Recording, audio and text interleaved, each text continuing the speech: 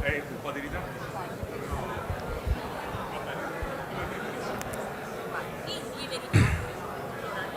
Ladies and gentlemen, we are sorry we're running a bit late. We apologize for the delay and appreciate your patience. We will provide an update as soon as possible. Thank you for your understanding.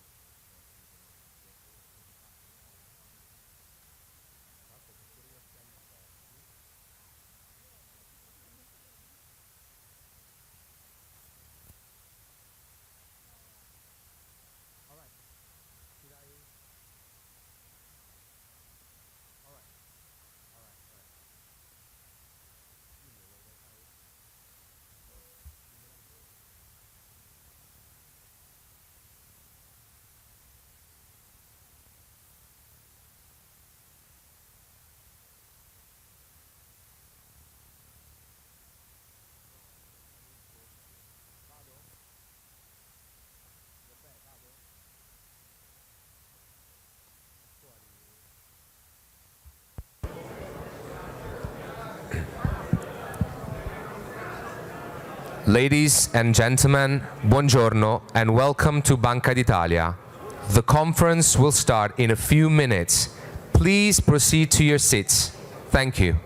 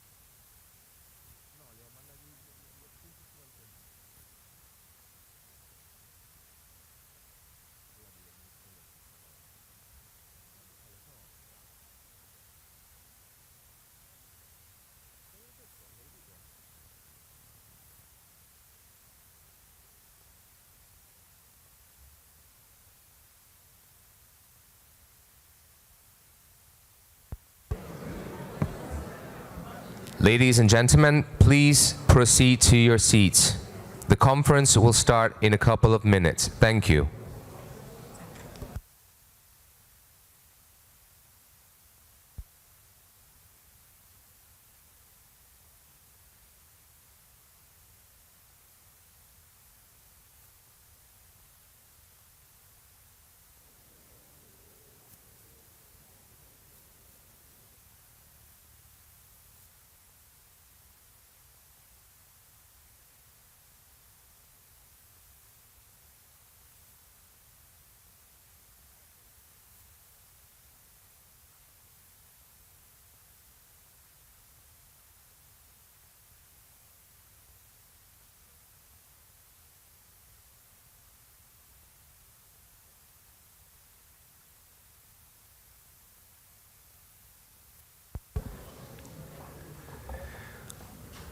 Good morning, everyone, and once again, welcome to the Italy and the World Bank Group Partnering for Africa's Prosperity Conference. To our esteemed participants, we are truly honored by your presence today. Before we begin, we kindly ask you to ensure that your mobile phones are off or on silent mode.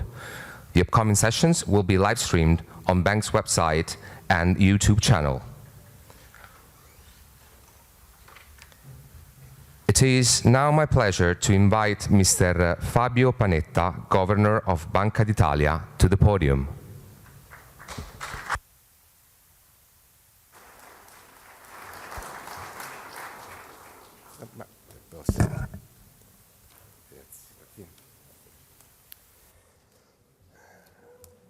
Good morning, ladies and gentlemen. It is a pleasure to welcome you to this conference organized jointly by Banca d'Italia, the Italian Ministry of Economy and Finance, and the World Bank Group. This year marks the 80th anniversary of the Bretton Woods Conference, a landmark event that laid the foundation for modern global economic cooperation.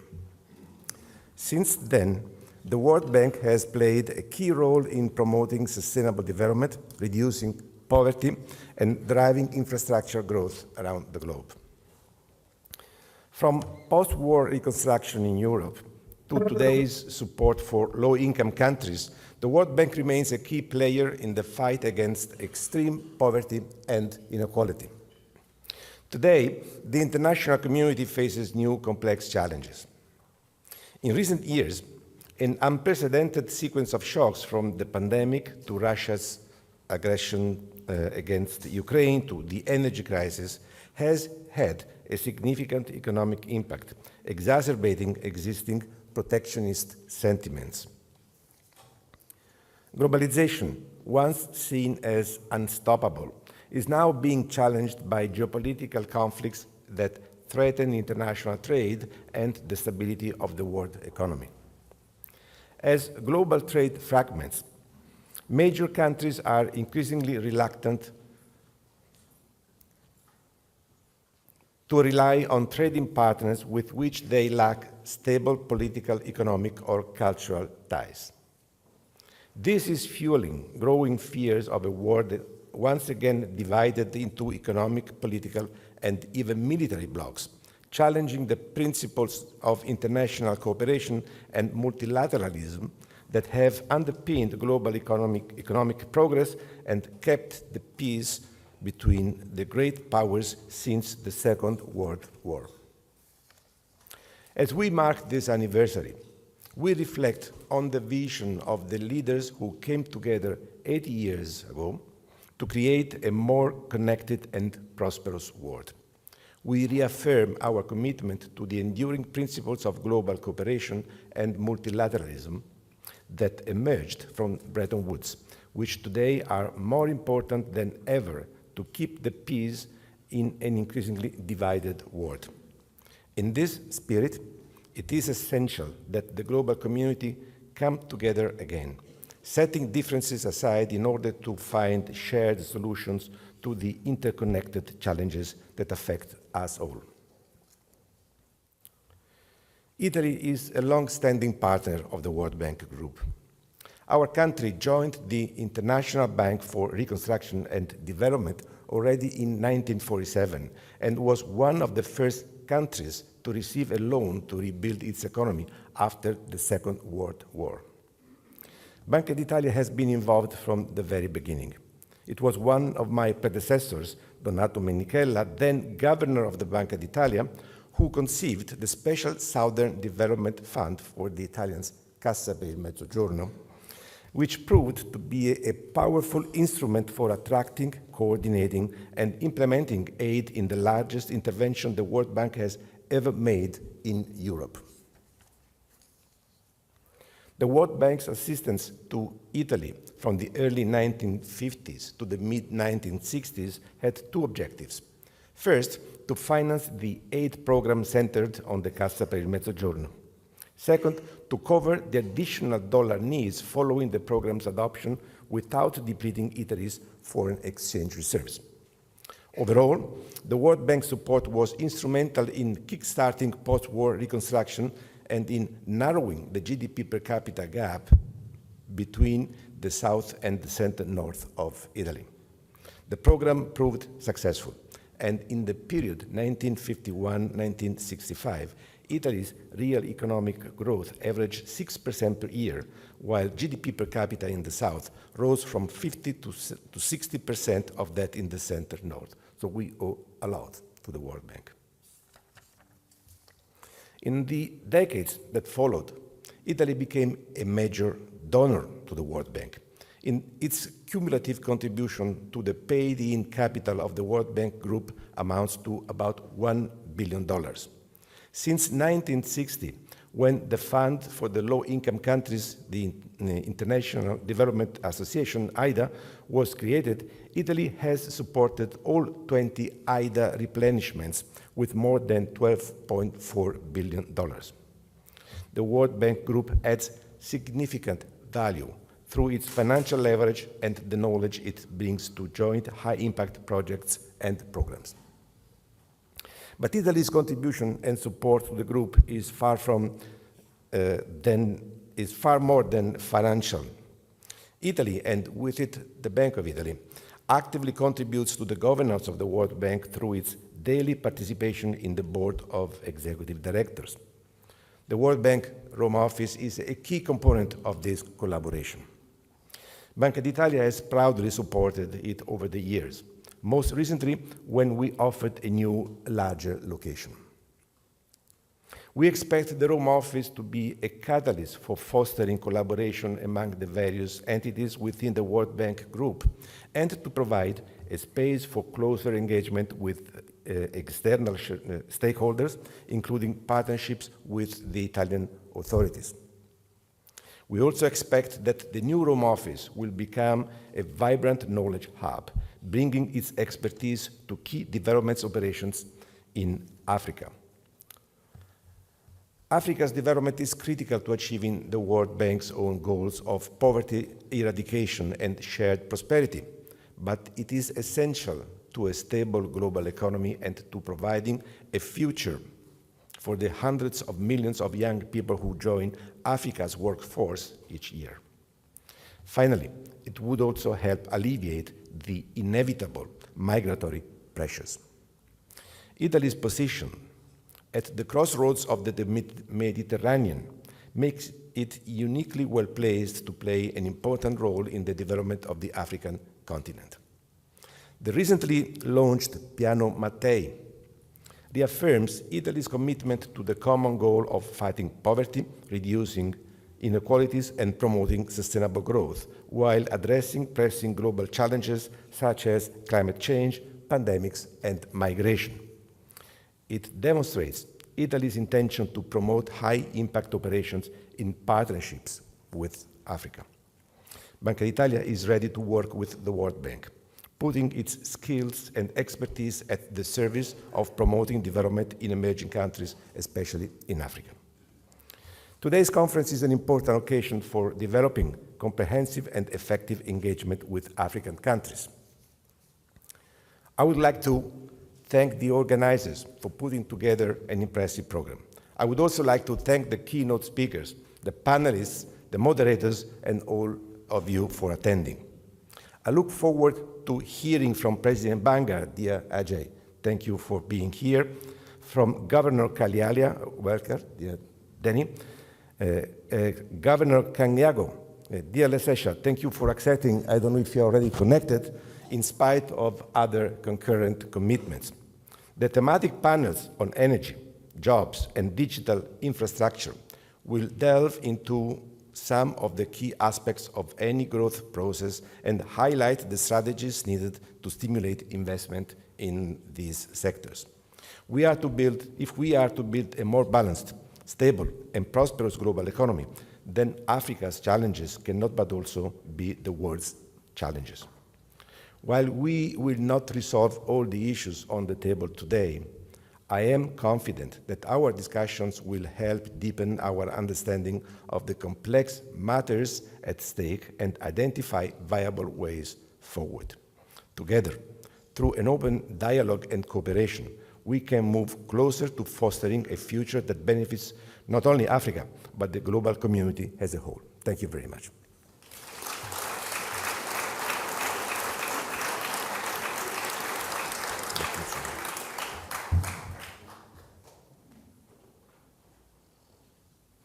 We thank Governor Panetta for his remarks, and now it's time for a message from the Italian Prime Minister, Ms. Giorgia Meloni, who unfortunately was unable to attend in person.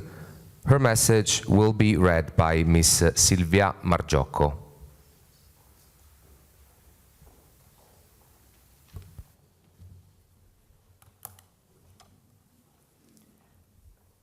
Dear Mr. Governor, I wish to thank Banca d'Italia the Ministry of Economy and Finance, and the World Bank for organizing this initiative, dedicated to deepening and strengthening the already successful partnership that has been established to foster the prosperity and well-being of the African continent.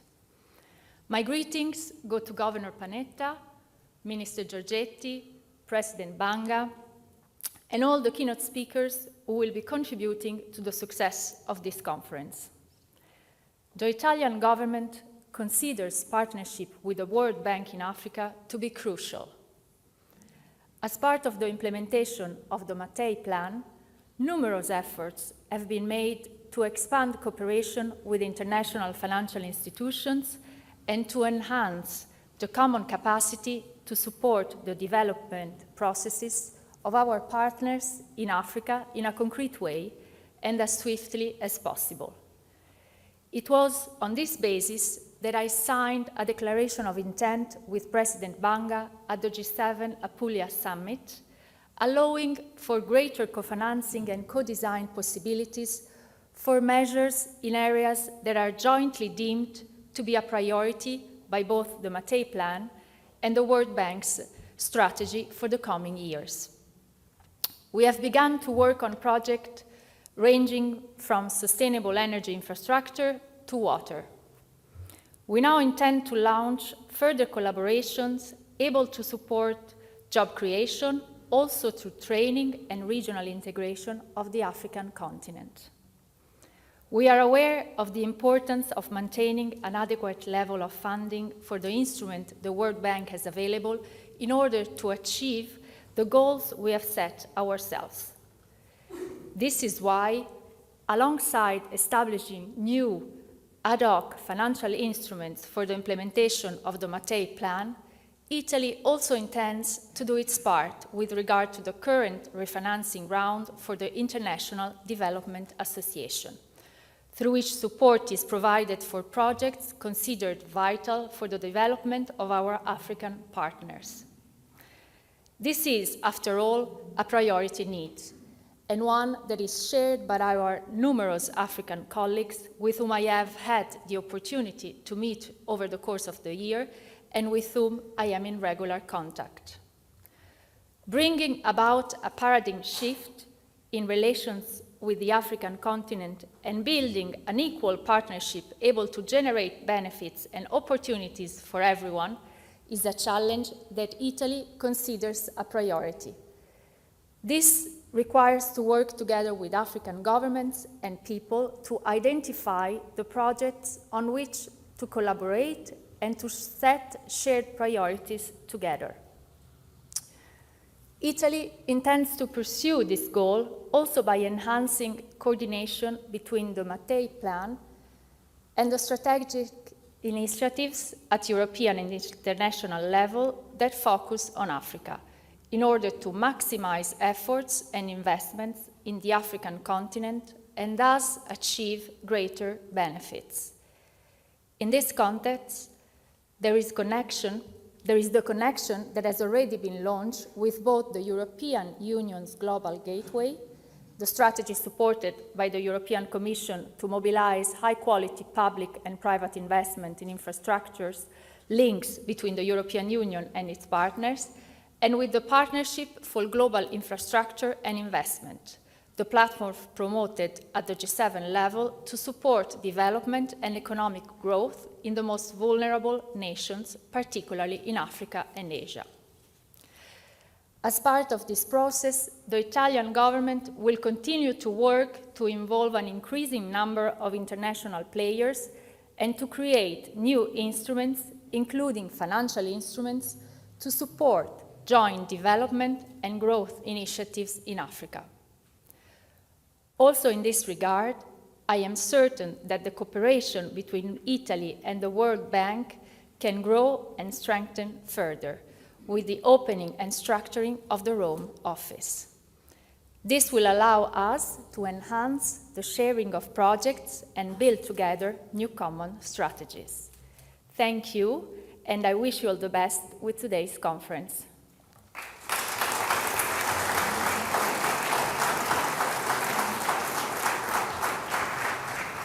We would like to thank Prime Minister Meloni for her message. And as we move on, I am pleased to introduce our facilitator for this first session. Please join me in welcoming Ms. Silvia Berzoni, Chief Editor at Class CNBC. Good morning. Good morning to everyone. I'm really pleased and honored to be here. Thank you very much, Governor Panetta. And of course, we find ourselves indeed in a very significant milestone in the strategic partnership between the World Bank Group and Italy, especially given the coincidence with Italy G7 presidency, the IDA replenishment, and the World Bank Group expansion of the offices here in Rome.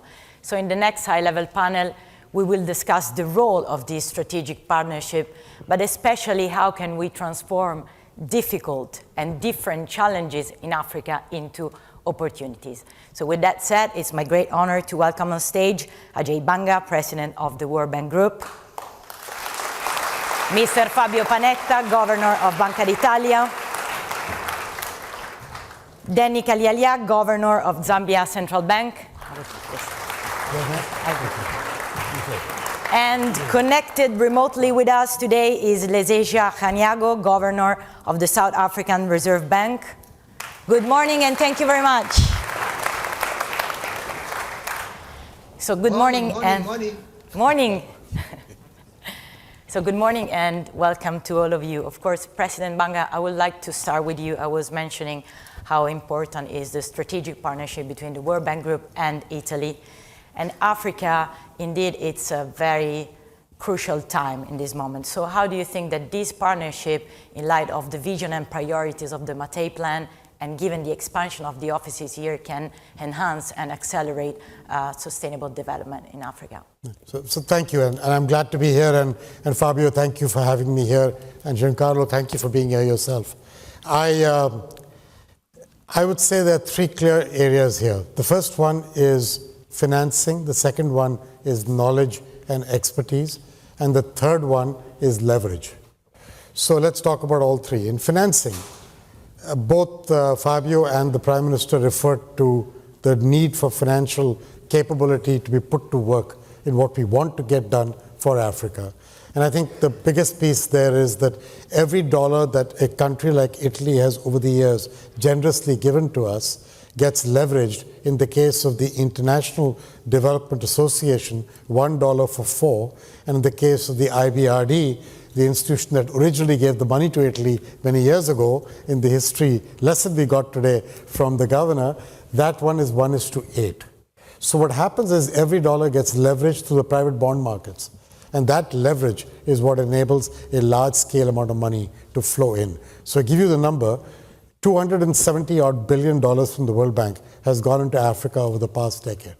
In the last 5 years, 170 of that went. So the rate of putting money into Africa has accelerated.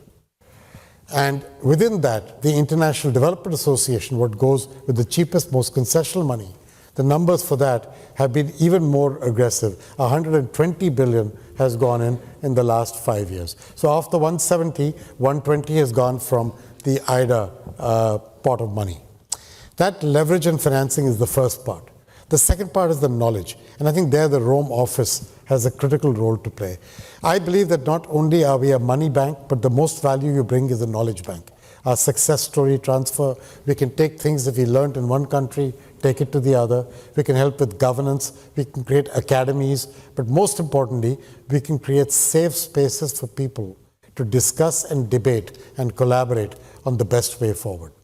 What Italy is doing for us with the Rome office is to allow us to participate in that way on everything from renewable energy to water to vocational training to financing to basically understanding the better rules of policy and regulation to enable business on the ground in countries.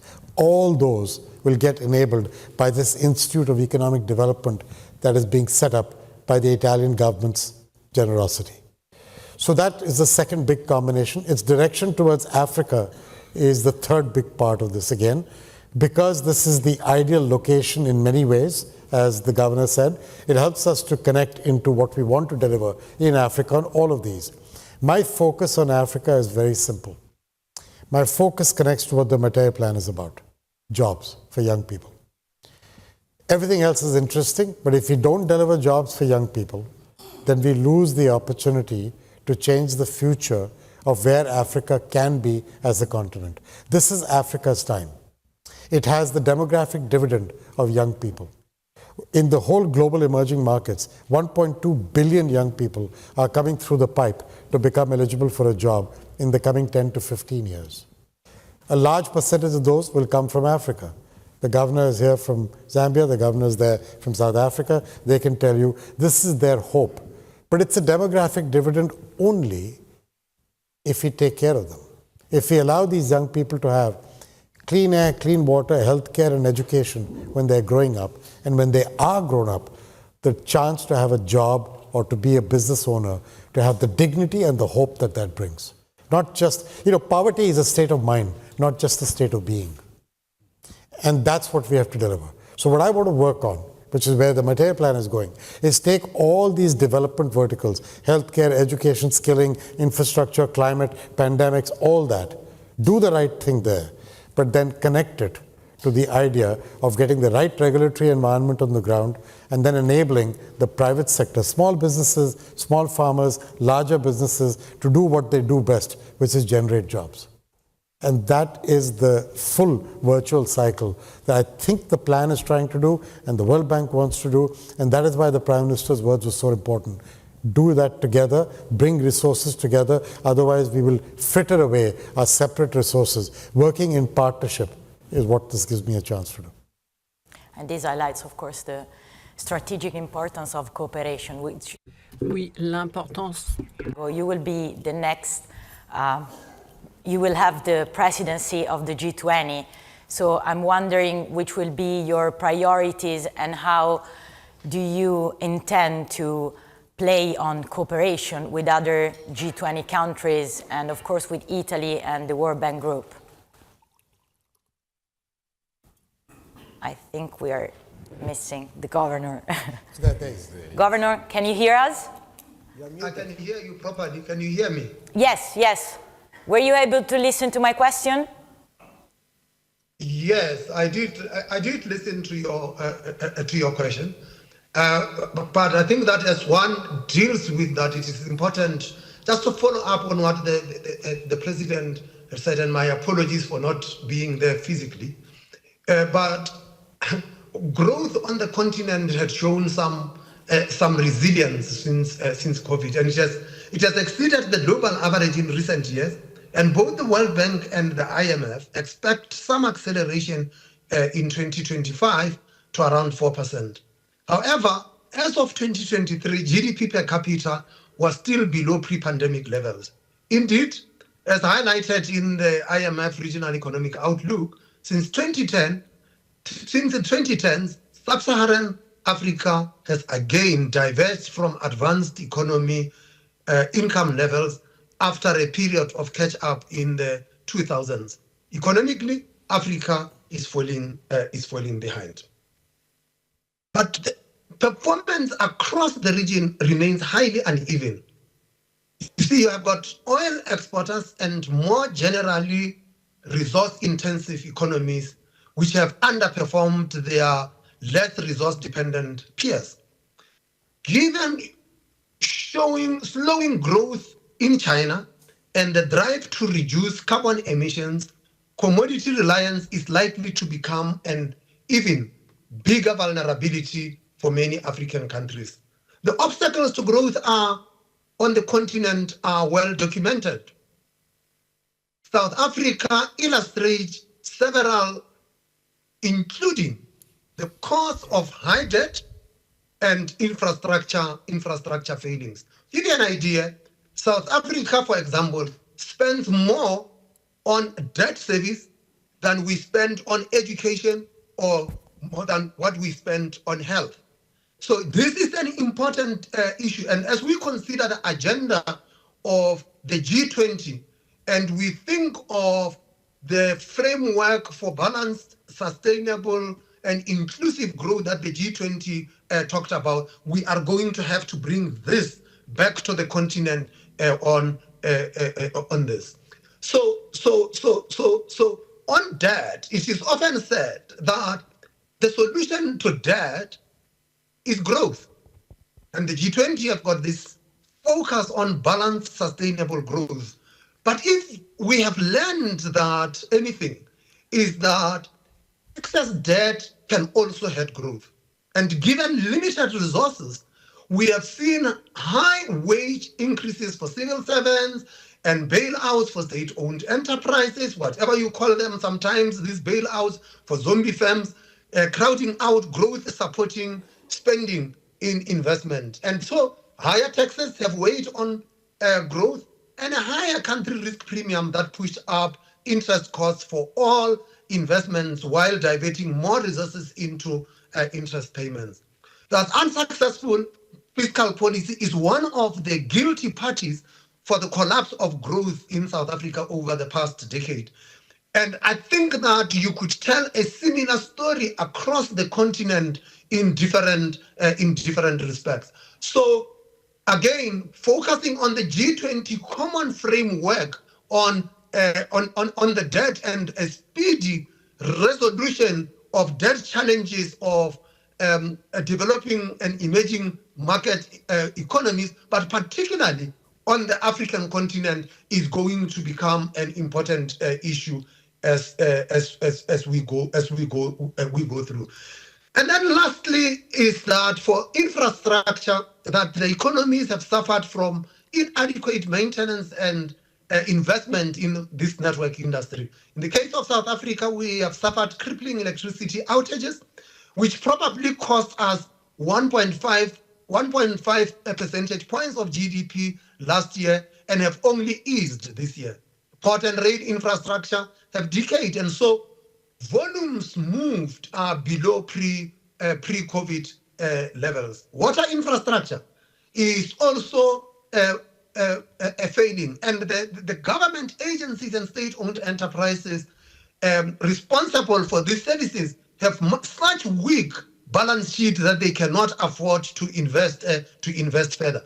So as I listened to President Banga talking about this co-financing and the role that the bank would bring in leveraging its resources in the delivery of infrastructure, it becomes an important issue for our agenda as we go through. And of course, talking about these energy challenges and the infrastructure issues also brings to the fore something that Governor Panetta mentioned in his opening remarks. The global environment is becoming more challenging, and African countries are vulnerable to climate events as well as geopolitical risks. Prospects for export-led development have probably dimmed in a world of rising geo-economic fragmentation and barriers to trade. So there are nonetheless opportunities for improving the economic integration on the continent, for instance, through the African continental free trade area. Let me pause there, and I can always get deeper into the G20 agenda so that I could narrow these things, but I just thought that it would be important to locate that agenda within this broader context that I have just painted for you. Thank you very much, Governor. So, Governor Kalialia, of course, the governor was mentioning some challenges, economic fragmentation, of course, the geopolitical landscape, but especially on debt services, which is eroding and taking resources away from investing into education and infrastructure. So what would say are the most pressing economic challenges that Zambia is facing right now? Thank you very much, moderator. First, let me just express my sincere appreciation to Governor Panetta here, the World Bank, and the Minister of Economy here for the invitation to be part of this conference. We take it very, very seriously. It's a very important forum for us to share these views. Now, the themes that have been highlighted here already are themes which resonate with our own setting. But perhaps I can just paint a more kind of granular picture of some of the issues that have been raised. If I may start on the issue of low growth, which is what I think is pressing on all of us in the region and Zambia in particular. We have seen, before we could really recover from the COVID pandemic, other challenges set in. What we see, this climate change has really come home for us. It has affected agriculture output. It has affected electricity supply. I think Governor Kanyago has highlighted what is happening in South Africa. For us, for years, we thought we were okay by being green in hydro, but obviously we are over-concentrated in that space. So with the drought coming, we find ourselves with literally no water to run our power generating systems. Those of you who are familiar with the Victoria Falls, which is one of the 7 wonders of the world, you'll be very shocked if you went this time of the year. I've been there throughout my life. I've never seen it be depleted that much. There's hardly no water. The power plant which is there, it has an installed capacity of 108 megawatts. It's producing now about 47 megawatts. Now, downstream, that's where we have the Kariba Dam, which is one of the big, at the time when it was constructed in the 50s, was one of the biggest lakes in the world, man-made that is also not producing, which is our major source of electricity. So you find that power outages are rampant. At times, people have only 3 hours of power. Now, we have the interconnectors to import power. They also get overwhelmed. They want to bring in, they cannot carry that capacity at times. So they have to shut to protect the systems. So that is affecting, obviously, manufacturing and many other sectors. So we have yet actually to see the full extent of this because it's still happening. But preliminary indications are that we had estimated that GDP will close the year at 2.3%, but now it is estimated that it may be at 1.2, 1.5%. That has serious implications in terms of the resource envelope for the coming year, because that, and then we have the debt burden. Thanks to the common framework, which has been mentioned, we are among the first to go through that process. It has been slow and very, very strenuous, but we are happy to say that we are towards the end of that. Now, talking of debt, sometimes I think some of the ramifications of that are not quite appreciated. For us, we have seen that it raises a number of costs. One, it drives inflation. Two, the cost of doing business generally in the economy is ramped up.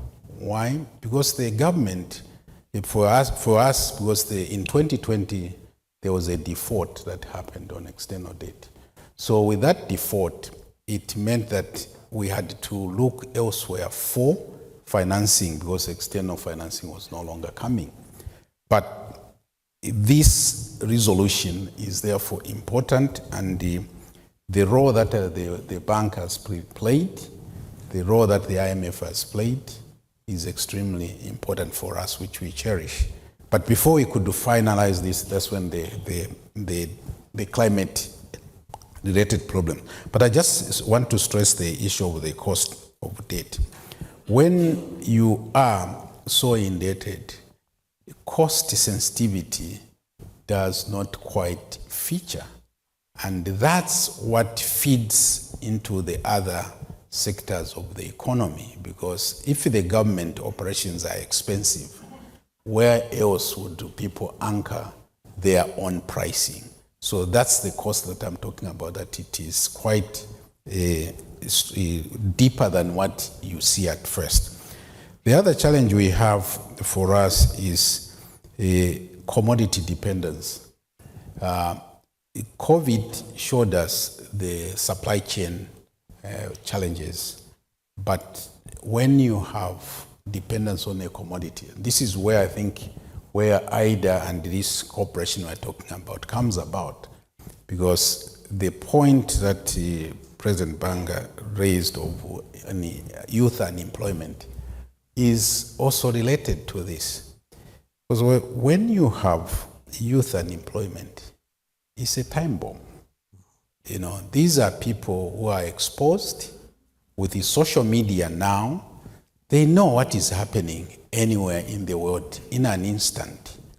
So idle mind, obviously, is not what you want. But more importantly, I think, is we are losing opportunities. The dividend that he talked about can only come about if these are engaged.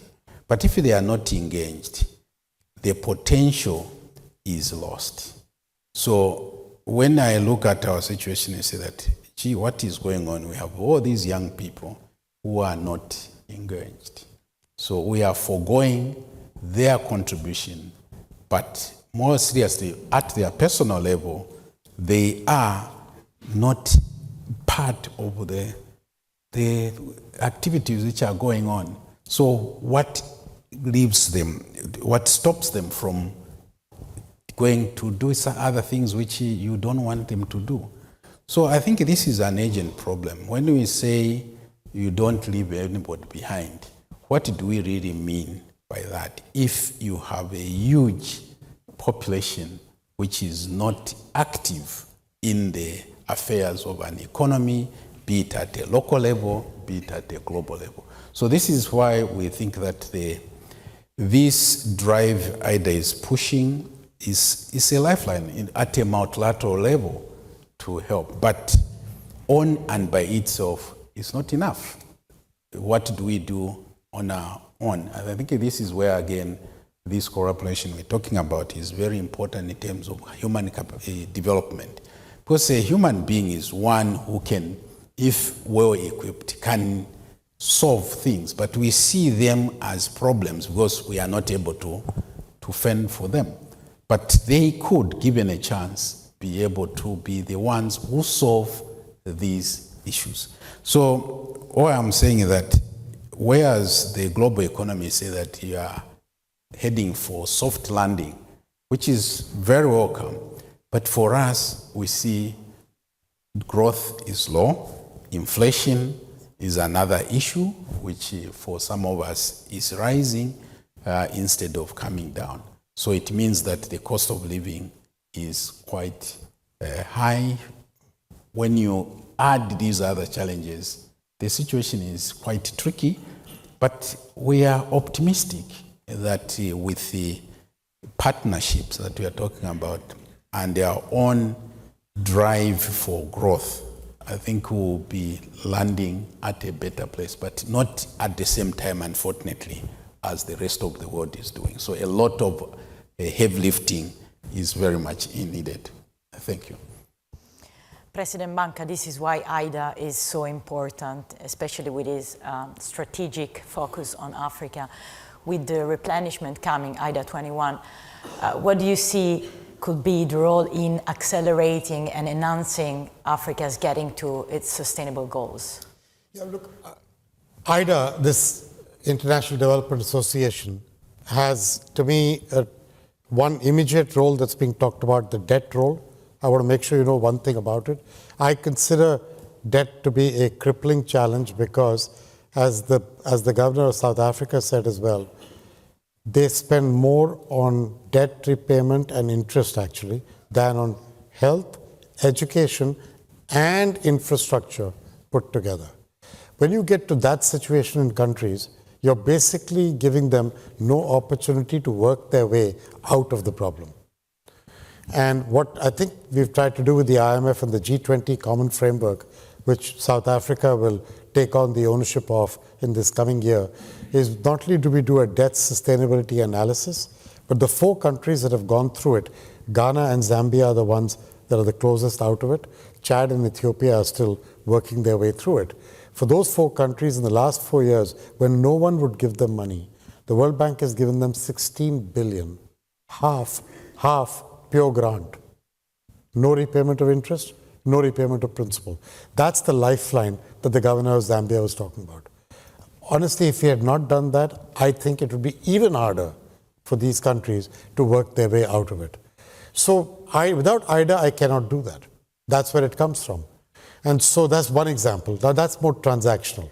Even though it is mission critical currently to these countries, it's actually transactional. If you look out 10 years, 15 years at this demographic dividend or demographic challenge, depending on how you deal with it over the coming years, then I think jobs will come from 5 sectors in Africa.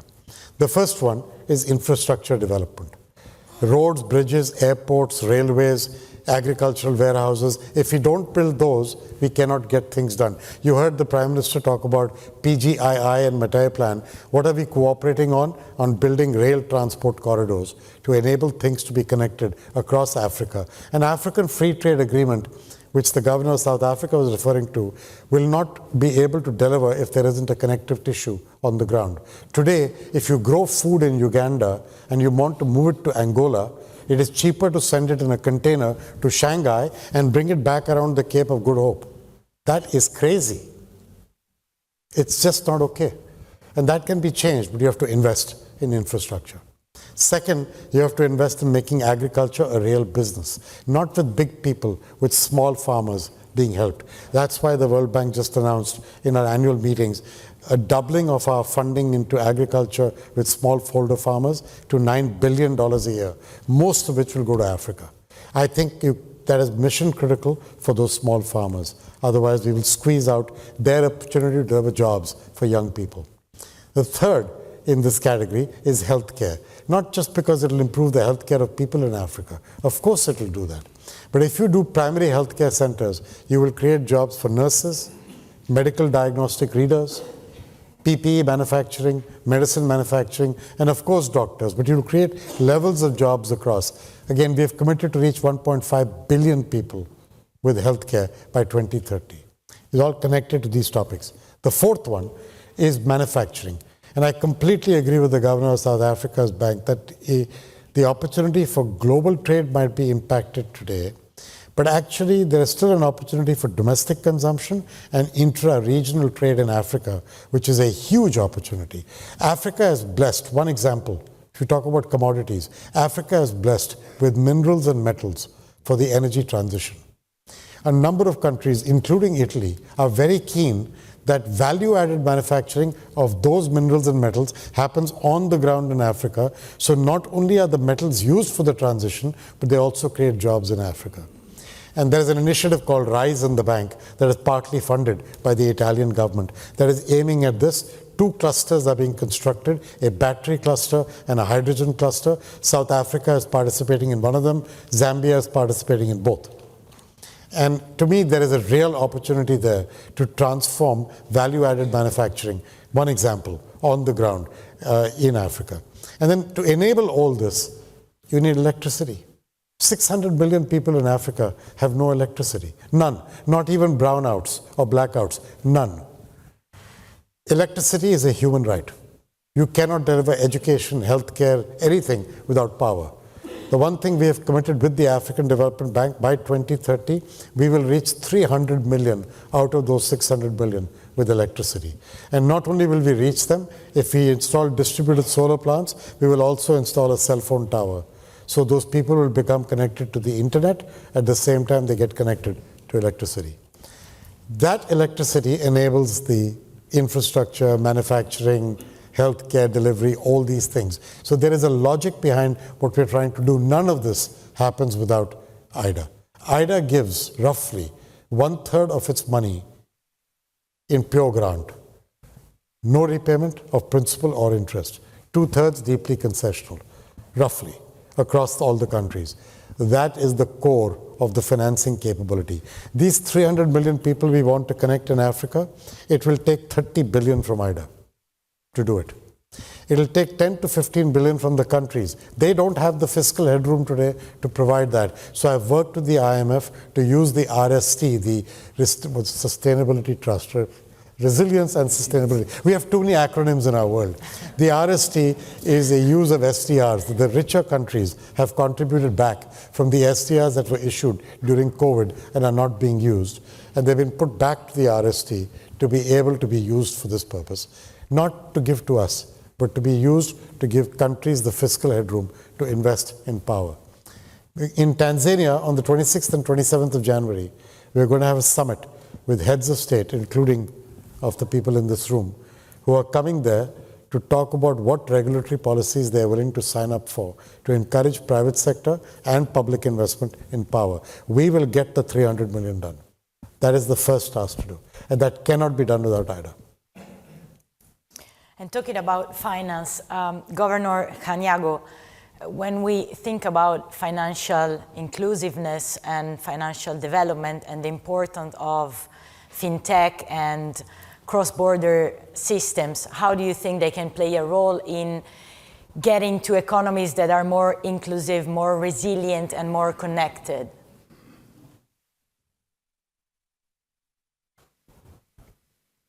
I hope my camera shows properly this time. Yeah, we can see you.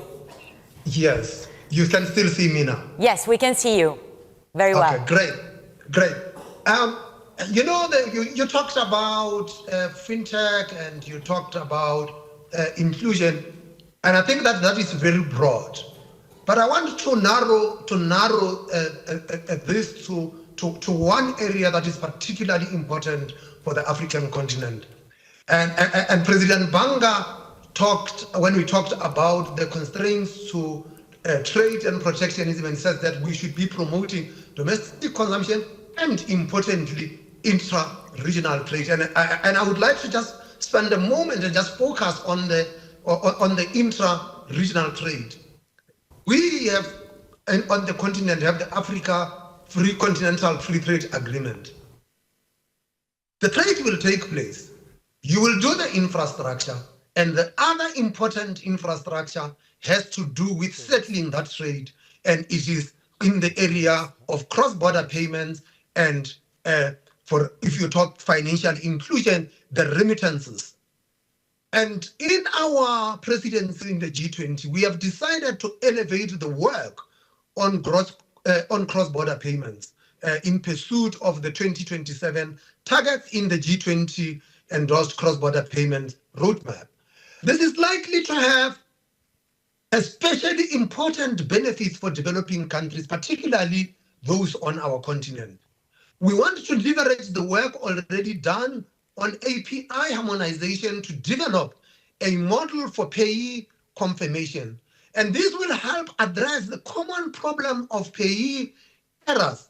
And in addition, it will enhance the safety, security, and transparency of cross-border payments and address some AML-related challenges. Secondly, we also want to make progress in closing the data gaps and improving data quality to assist in monitoring roadmap progress. And finally, earlier this year, in Southern Africa, we agreed on a project with the assistance of the IMF and the World Bank to help meet the G20 targets for remittances and small and micro and medium enterprises in as far as the payments area is concerned. And I know, talking in a platform like here in Rome, these are the things that you might just be taking for granted, but they actually matter for development on the African continent. And this intervention aims to address the first and last mile frictions and improve middle mile infrastructure by interlinking fast payment systems. And this for us is very important, because one of the most expensive remittance corridors is the corridor between Johannesburg in South Africa and Harare in Zimbabwe. And we are going to be focusing on that as an important component of financial inclusion. And the technology is there.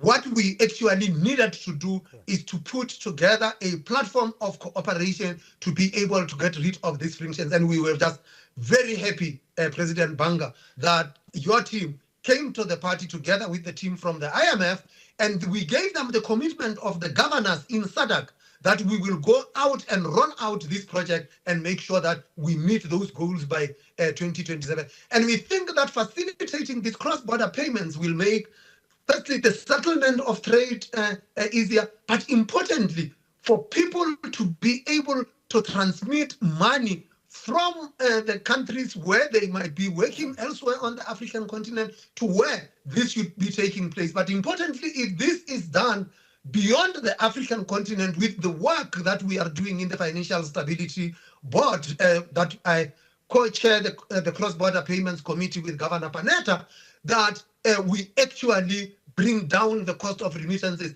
and we will find that we are including more people in the financial systems. And in many of the countries, these remittances matter. They could account for as much as 6% of GDP. That is not small change. So, Governor, you heard the technology is there. We need a platform, which I think was a very important comment that Governor Kaniago made. I was wondering, when you think about your sustainable goals and you think about the cooperation that you can have and partnership with countries like Italy and the World Bank Group, of course, how can they enhance your path towards your sustainable goals? No, thank you very much. If I may start on sharing a historical fact, that in 1956, it was Italy and the World Bank financing which built the dam that I was talking about. So it's a very historic kind of support that we have had. Sadly, now it's in need of more energy. I would also like to say it's a pity that Italy kind of withdrew, or is it us who repelled them, because they were quite involved in our Zambian economy.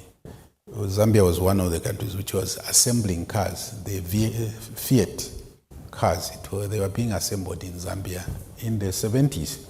So, but it retreated, so we were already on a trajectory to go forward. So really, the technology is here. I couldn't agree with more. But we have in our midst here one of the key players in this space. I'm sure when the time comes, you will share more. This is the president of the Afrexim Bank. The issues of intra-trade that we are talking about. Because without intra-African trade, we trade more with the outside. And that really costs us a lot. But if we were to promote payment arrangements within our borders, I think we could go a long way. I think that's a session for another time, which is coming. But I just coming back to the partnerships arrangement. The World Bank has played quite a significant role in our sector. In agriculture, for example, they have helped us build a number of infrastructure for dams. Agriculture is very key. Actually, in addition to what President Banga has indicated, we think in our setting, agriculture has more multipliers, has a lot of multipliers, in that with agriculture done, productivity is very low at the moment. You can solve the issue of food security, which is one of the SDGs. You can also deal with the employment that we are talking about. And then you can also deal with the health issues, which is one of the challenges we have, because without proper feeding, the body is very vulnerable. But if we can produce more of what and the important thing is that we have the space to do it. Even though we are having climate change issues, they haven't gone to that level yet that we don't have water resources. We still have water resources, but we can protect those through other adaptation arrangements. So these are some of the areas we think this cooperation can help. Technology transfer is another very, very important area.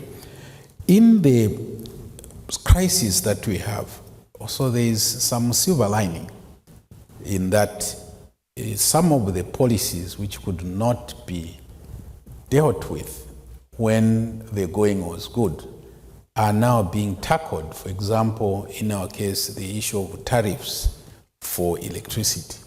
It's now something which is being dealt with a lot of ease because people have seen the challenges, but it doesn't have to come through that. But it has happened that, which means that there is more space for investment into power alternative sources.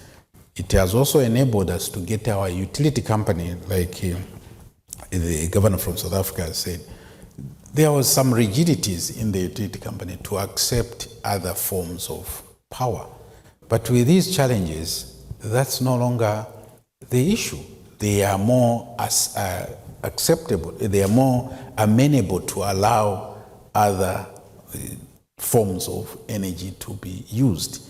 This would have helped a long time, but, well, it is happening now, but we need a lot of investment. I think this is where I think in the next round of IDA, we are fortunate that under the current round of IDA, the private sector window was open to us. But that window could do a long way.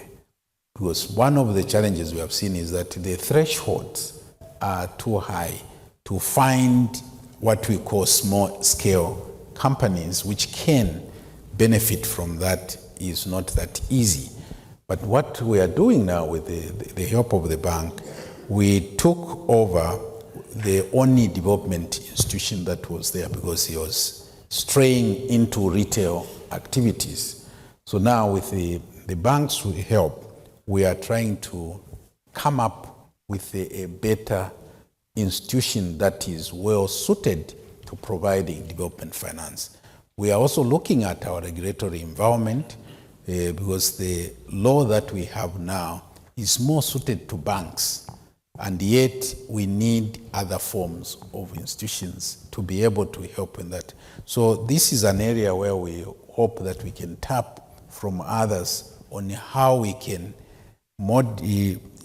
change our laws so that they are fit for purpose. Because right now, a lot of financing is needed, but how do you get it? And the banks are not well suited to provide that kind of support.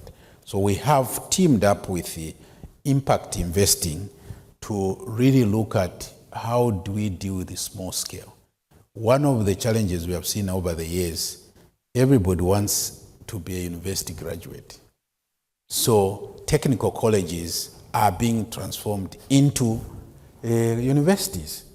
But then who does the real work that you need? The technical colleges. I think this is the area now we need to focus our attention, which can help build the small scale in players, entrepreneurs to do all these things. So sometimes we say that, you see, the ingredients are there, but we are lacking the recipe to be able to cook the meal that we need to do. So the partnerships for us are ways in which we can unlock what is already there. In all these crises, the solutions can be found because the continent, Zambia included, still have resources. So this Lobito corridor that Italy and the others are coming on is a much, much big transformative development project that once really rolled out, we should be able to see more activities than we are seeing. So what we are saying is that partnerships are the way for the future. The others have already traversed where we want to pass, so why reinvent the wheel? So this is where I think we'll be knocking on your doors as the Bank of Italy and the Italian economy. You have some of these things. The World Bank, it has a wider reach. Having been there, I see that the bank really is in every corner of the world. They understand this knowledge transfer that we talk about. sometimes I think it's not just coming from the center, it's from the field as well. So if we embrace that, it is something that can go a long way to helping some of our countries to harness what they already have to be able to leapfrog. So just finally on the AfCFTA, this African Free Trade Area, it's a big market, and we see that others are already seeing it. But how do we really translate that into real activities for their economies? I think cross-border trade is hampered by a number of obstacles, not least non-tariff barriers. We fail sometimes to see why things can't move easily amongst our countries, quite apart from the payment system that he has talked about, the cross-border payments. But I think the issue is the will to do that. And I would like here to say that at the continent level, we have an association, at least from the central banks, this committee, the Association of Central Bank Governors, which brings together all the 41 central banks on the African continent. I think there is now resolve to move forward with some of these things. We have, for example, agreed on the minimum requirements, the criteria for an institution that can do trade across countries. What we are lacking is when we use the dollar and the other hard currencies for our own trade, it hampers that.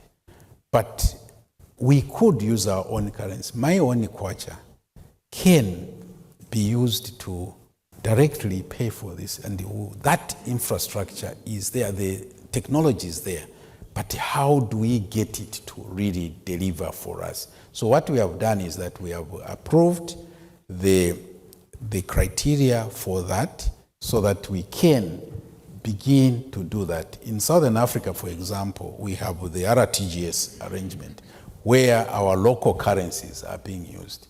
Because one of the challenges we have when you have commodity prices drop, you can't trade. Even though you are neighbors, you can't. So these are some of the things we think with proper partnerships we can leverage on and then be real big players in the global economy, which we are lagging behind now. Thank you. So talking about which governor, as the governor of Banca d'Italia, as the president of the CPMI, the Committee on Payments and Market Infrastructure, and as a strong advocate of an efficient payment system, how do you think the digital infrastructure role will have on enhancing the growth and a sustainable growth of the African countries? Well, thank you for your question. Payments, in particular cross-border payments, as was mentioned by previous speakers, are an important element in the possible interventions in favor of the African economy. And I think I have to qualify and explain this because previous speakers have mentioned fundamental needs such as jobs, electricity and water supply, healthcare. So payments may be perceived as a small thing compared to the fundamental needs, but they are not. And let me try to explain why. Well, first, think of our everyday life. There are very few things that we all do every day. We breathe, thank God. We drink, we eat, and yes, we pay. Payments are one of the unavoidable actions of everyday life, and the payment system is an essential ingredient for an efficient economy and for growth. The second observation is that cash is still the most common means of payment used in many countries, especially in Africa. But the use of cash is declining, and it is declining fast. People prefer to pay digitally, and e-commerce is expanding, including in Africa, very rapidly. So cash is not very useful when you buy online. And third, payments are, as I mentioned before, important for any economy, but in particular for emerging market economies. And in particular in Africa, cross-border payments are crucial for a number of reasons. Let me just explain with a couple of examples. One is the example that was mentioned before by Lesesha, remittances. Remittances amount every year in Africa to about $100 billion. In terms of GDP, 3.5 percentage points. These are averages, of course. For some countries, they are even more important. And they are costly. Lesesha mentioned the sub-Saharan Africa corridors. There, the average for sending money, sending cash, the average charges amount to 8%. So quite a lot of money. So what happens is that poor people, they leave their country, they migrate, they go abroad, they work for long hours, and then they send money back to their families. And when they do this, they get an unsolicited haircut. Unnecessary and unsolicited. So this is not acceptable, not only because of fairness reasons. The cost of remittances hits the most vulnerable group in population, but also because it is hampering the development of the African economy. The second element is trade. Of course, trade is important for growth in any country, but especially in Africa, and intra-Africa trade is very important. We have now the African Free Trade Agreement, but of course, in order to trade with foreign partners, you need an efficient cross-border payment infrastructure. A number of countries have developed around the world efficient domestic payment systems, including emerging market economies. And in Africa, there are many. Zambia is one of those countries that has built an efficient domestic digital payment infrastructure. But in contrast to this fast progress in domestic payments, cross-border payments are not well developed. So there's a low-hanging fruit here. We have domestic payments, they don't talk to each other, but the African countries, more than others, need to trade with each other and also with countries outside Africa. And when you trade with foreign partners, you have to send and receive money from other countries. So we need to build an efficient digital cross-border payment infrastructure. And this is the reason why payments rank very high in the international policy agenda. They are an important element in the discussions we have in the Financial Stability Board. They rank high in the agenda of the Italian G7 presidency. Lesesha just mentioned Governor Caniago, we call ourselves by first name, but Governor Caniago just mentioned that the G20 with the African presidency next year will put payments at the center of its financial agenda, and I happen to chair the Committee on Payments and Market Infrastructure, which is a Basel-based committee, which de facto is the operational arm of the implementation of the cross-border agenda. So Lesesha and I chair a number of committees that are in charge of implementing the cross-border agenda. And again, this is not something for central banks. It's a contribution that central banks can do to the development of Africa. It's an important contribution. It's not as fundamental as healthcare, as electricity and water supply, but it is an essential component of growth. And this is what we are doing within the central banking community. Thank you very much, Governor Panetta. Thank you, President Banca. Thank you, Governor Kaliala. Thank you very much, Governor Caniago. Thank you all for participating to this panel.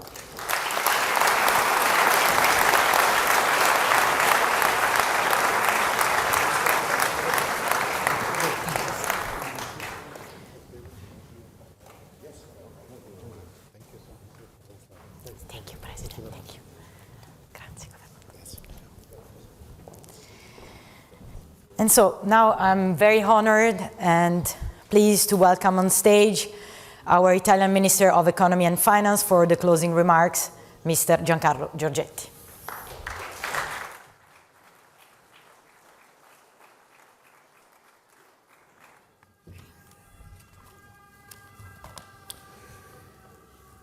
Distinguished participants, esteemed speakers, ladies and gentlemen.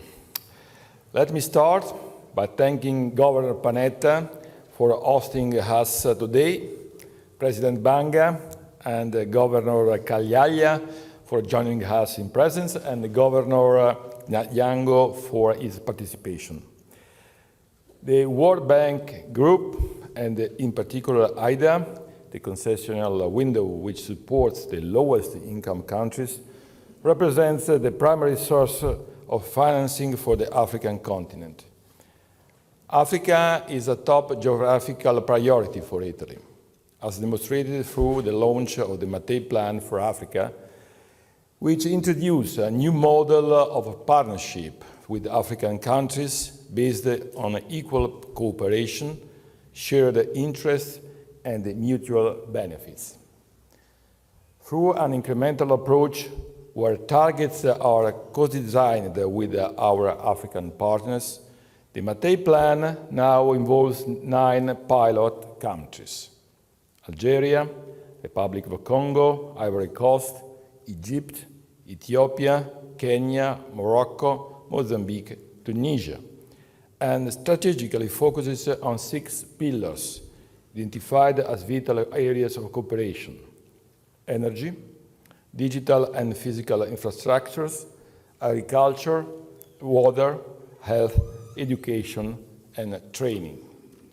This year, the Italian G7 presidency has focused on Africa and provided a strong impetus to IDA 21 negotiations, calling for a successful replenishment, as highlighted in official declarations at our meeting in Stresa and reaffirmed by G7 leaders. The IDA priorities are closely correlated with those identified by the Mattei Plan. In particular, we express our strong support for 3 crucial areas. First, the creation of jobs and the role of the private sector, ensuring that local businesses, including small and medium-sized enterprises, can thrive through enhanced access to financing, resources, and networks. Advancing vocational training programs is central to preparing a skilled and versatile workforce, which in turn will promote productivity growth. In this context, the recent launch of the Global Skills Partnership framework between Tunisia and Italy, with the support of the World Bank, is an example of a collaboration to enhance human capital through training opportunities. The second key area is fragility. We fully supported IDEA's initiatives aimed at strengthening interventions in fragile and conflict-ridden countries. By forging robust partnerships with international and local stakeholders, we can effectively foster stability. Third, regional integration can contribute to expanding market access and facilitating intra-regional commerce through improvements in trade corridors, transportation networks, and energy infrastructure. Overall, regional integration fosters economic connectivity and resilience. As for the energy sector, we are working in the framework of the G7 presidency to accelerate reliable access to electricity and to promote environmental sustainability through renewable energy production and cross-border energy infrastructure. This also resonates well with the approach of the Mattei Plan for Africa. Against this background, we decided to prioritize the RISE partnership on resilient and inclusive supply chain enhancement, first launched under last year's Japanese G7 presidency. The initiative supports mineral-rich developing countries by strengthening their role in global supply chains for clean energy products. By promoting investment on the ground, this initiative will unlock significant economic opportunities in Africa, driving job creation and infrastructure development, essential for sustainable and inclusive growth. To this aim, the World Bank is advancing in analytical work in 4 countries to enhance downstream value and is launching a first African local information platform in Zambia, setting the stage for a regional expansion of the platform and to scale up investment impact. The G7 also provided strong support to the Alliance for Green Infrastructure in Africa, a flagship initiative promoted by the African Development Bank in cooperation with the African Union and Africa 50, aimed at accelerating the energy transition, fostering climate resilience, and addressing the infrastructure gap on the African continent. EGA is an innovative financial mechanism designed to mobilize blended capital to create a $10 billion bankable portfolio of transformative green infrastructure projects. On these, the G7 committed up to $150 billion to help leverage up to $3 billion in private sector investment in green infrastructures in Africa. With an overall commitment of $280 million so far, EGA can only reach its full potential through effective partnerships.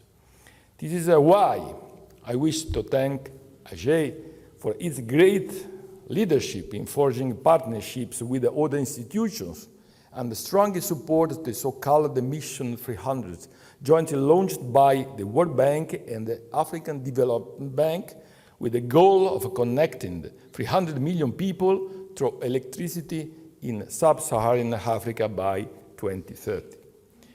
Before concluding, let me also mention the initiative, a roadmap to connect Africa to Europe for clean energy production, in support of Italy's ambition to become the energy hub for Europe by acting as a gateway to an energy partnership with African countries, thereby bringing mutual benefits to both regions.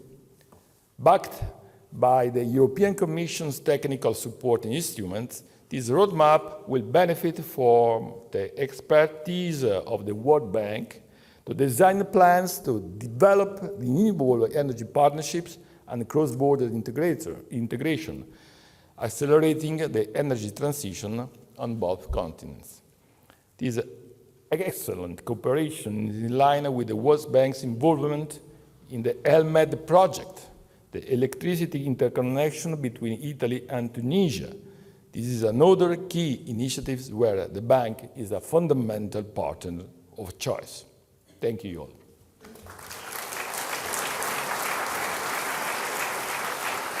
We thank Minister Giorgetti for his remarks, and now we will take a short break and reconvene in 15 minutes. Thank you.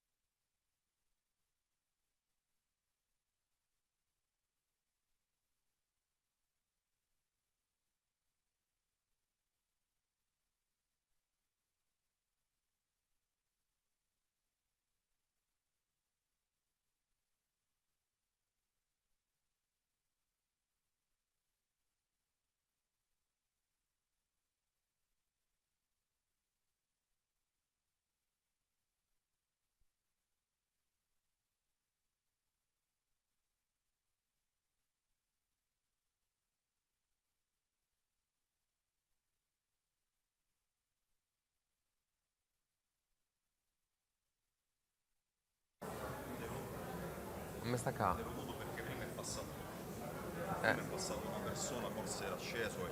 No, l'ho chiuso io. Allora l'hai chiuso tu, allora non era lui. Ok. Ladies and gentlemen, kindly ask you to please proceed to your seats. We're about to begin the next session.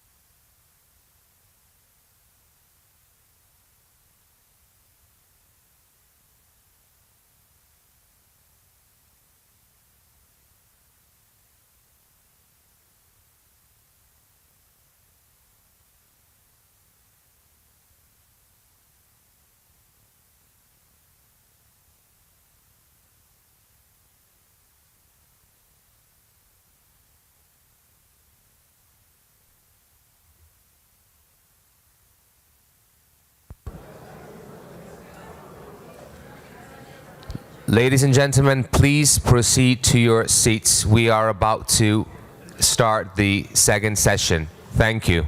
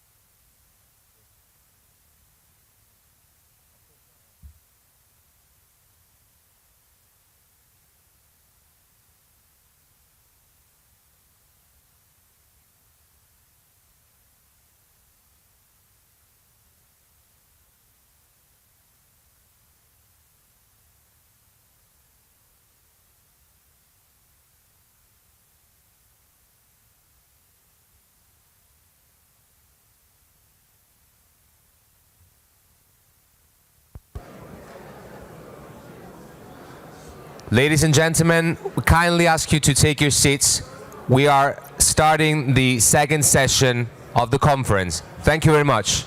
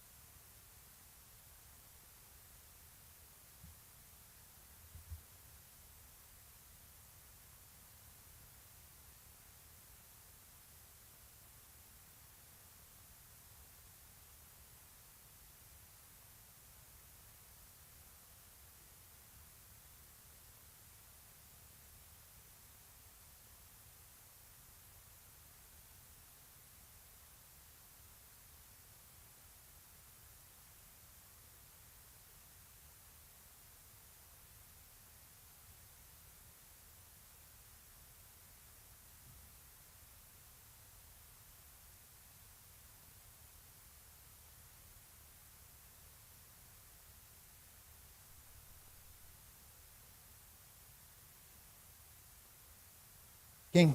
Yes. Good morning, everyone. Sometimes you have to take things in your own hand if you want to make them work. So, good morning, everyone. I would invite the members of the second panel to join me on the stage, please. Tara, Professor Rama, please, Pablo. And we are still missing Denny, I guess. Denny Cagliaglia.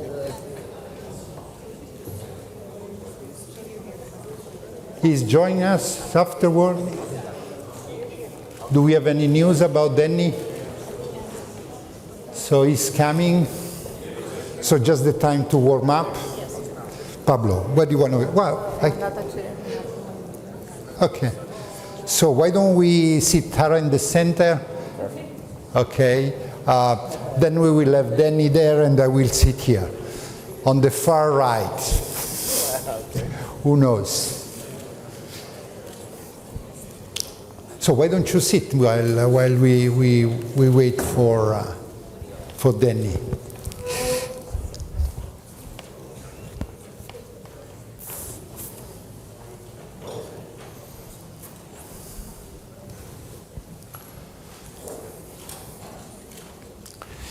Yeah.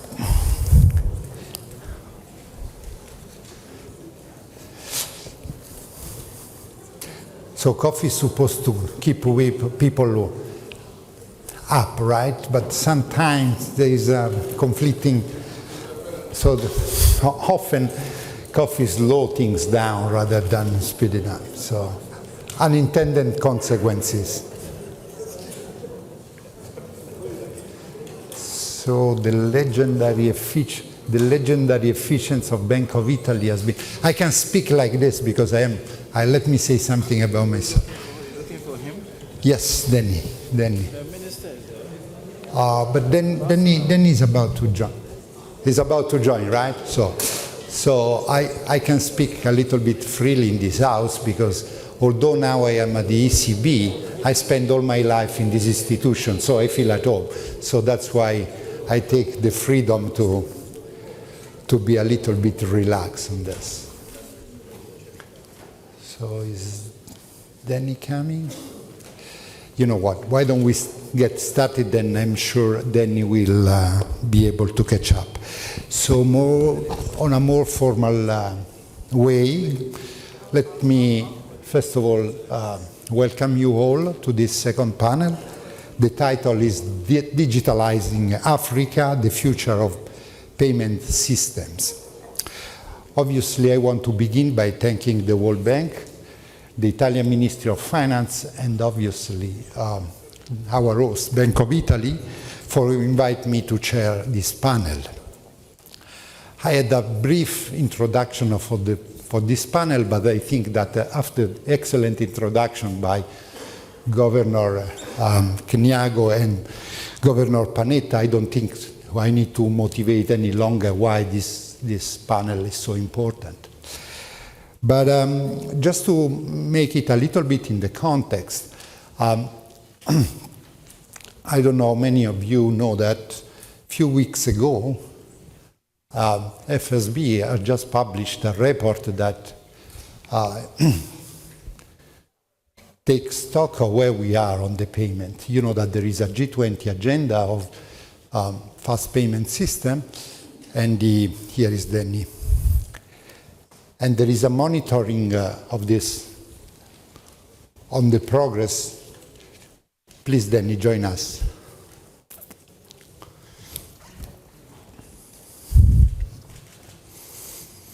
So the FSB just published a report on the key performance indicators that have been set to track the progress on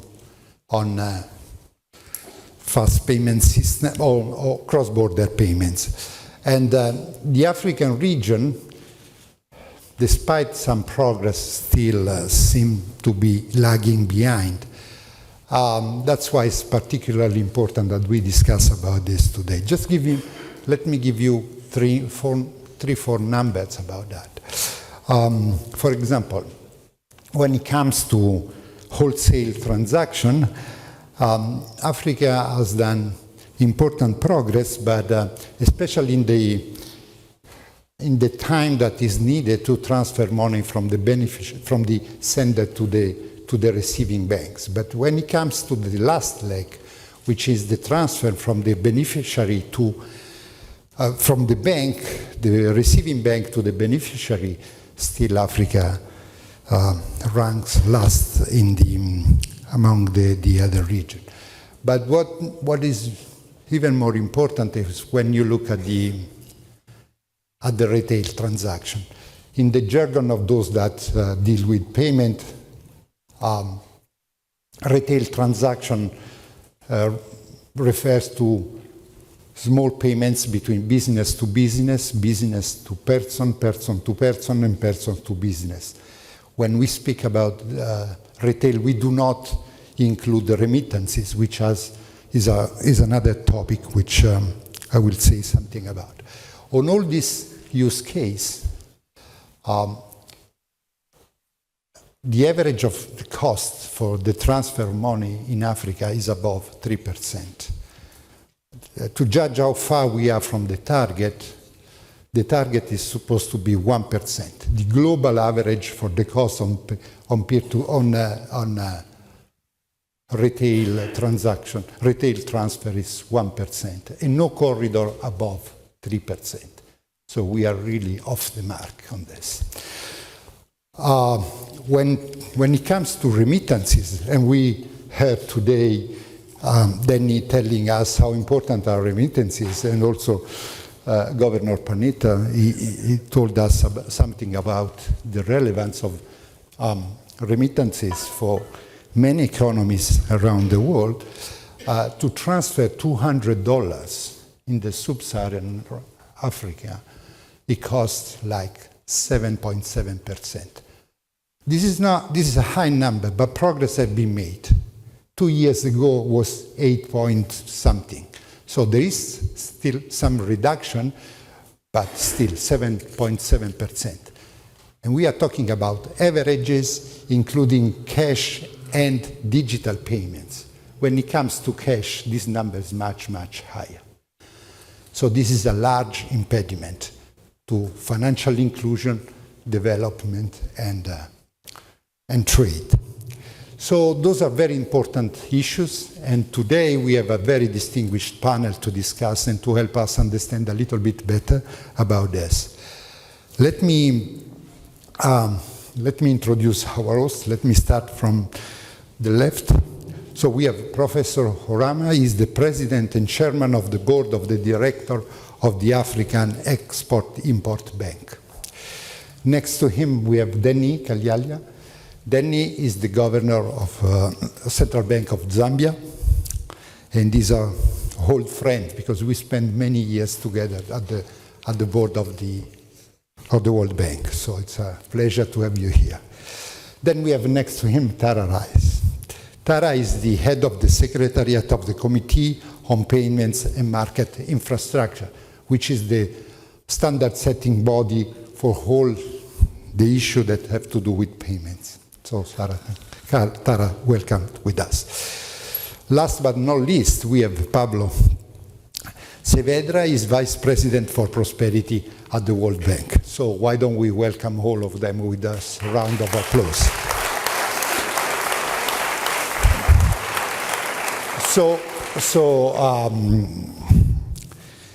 Before giving the floor to the panelists, let me remind you the rule of the game. We will have a first round of opening remarks, which I will kind of solicit from the panelists, and I hope they will make it in 10 minutes. Then we will have a second round of questions, and I ask you guys to stay within 5 minutes. This should leave us possibly some. In my original calculation was supposed to be 20 minutes. I don't know, but so we will try to finish in 1 hour. So I don't know whether we will be able to have some round of questions, but so I count on the ability of our panelists to stay below the time limit I just said, so that we might have some final question. Thank you for being here. Let's start immediately with Danny. Danny, leveraging your long experience as a central banker, but also your experience at the World Bank, can you assess the status of the payment system in Zambia and the region and offer us your perspective on how fast, efficient, secure, cheap, transparent payment system can support financial integration? Thank you. To you. Thank you very much, Piero. And let me once again express our sincere appreciation for the invitation to be part of this panel and to come to this high-level meeting. For us, the payment system arrangement, I think we trace it back to 2002. Why 2002? 2002 is when we had the Financial Sector Assessment Program, which was done jointly by the World Bank and the IMF. In doing that project, we had agreed ahead of time that it wouldn't be sufficient just to highlight the weaknesses that the team would find on the ground. Rather, we would appreciate building on that to have a plan of how to deal with those weaknesses that were identified. And indeed, that's what we did, is that after the ESAP report came out in 2003, we formulated a financial sector development plan. The first one was for a 4-year period, where the Minister of Finance was the chair of that, and the Central Bank was the secretariat, and we were also the chair of the technical committee. So we brought in all the players in the economy from different sectors. So it was a mix of public and private, wherein working groups were established. Mostly all those were being chaired by people from the private sector. So one of the key observations were that the laws that we were using to run our payment systems were very outdated. For example, when you did a check, you needed really to have the check presented physically for the process to be completed. Now, Zambia is quite a big country in terms of land size. So you can imagine up-country checks would take days, sometimes even weeks to do that. So one of the key changes that happened was the new law which came into effect in 2007, where we did truncation, where we could accept images of those checks to be presented for the clearing. But that was not all. We established jointly a company with the commercial banks, which we call the Zambia Electronic Clearing House, where now we had to transition the checks from being manual, because what would happen at that time was that actually people sit around the table and everyone putting this is for this, where now we had to make these machine readable, and that speeded up the process. But we still were not satisfied with that, in that there are still other aspects of the payment system we needed to address. So the Electronic Clearing House decided to establish what you call the National Financial Switch. What we were observing was that even domestic transactions had to first go out of the country because we adopted the Visa technology. So that obviously was costly and would be taking time. So the National Financial Switch then was to enable us, amongst ourselves, the banks locally, to do the switching. So this went live in 2018, and it was a game changer, because now it's possible to do all these things within the switch. And the central bank is the chair of the company. we are actually looking further to the point that we may have to wholly own this process. Why? Because we think that, like was said by Governor Panetta, payment systems is really a public good. This is what we see.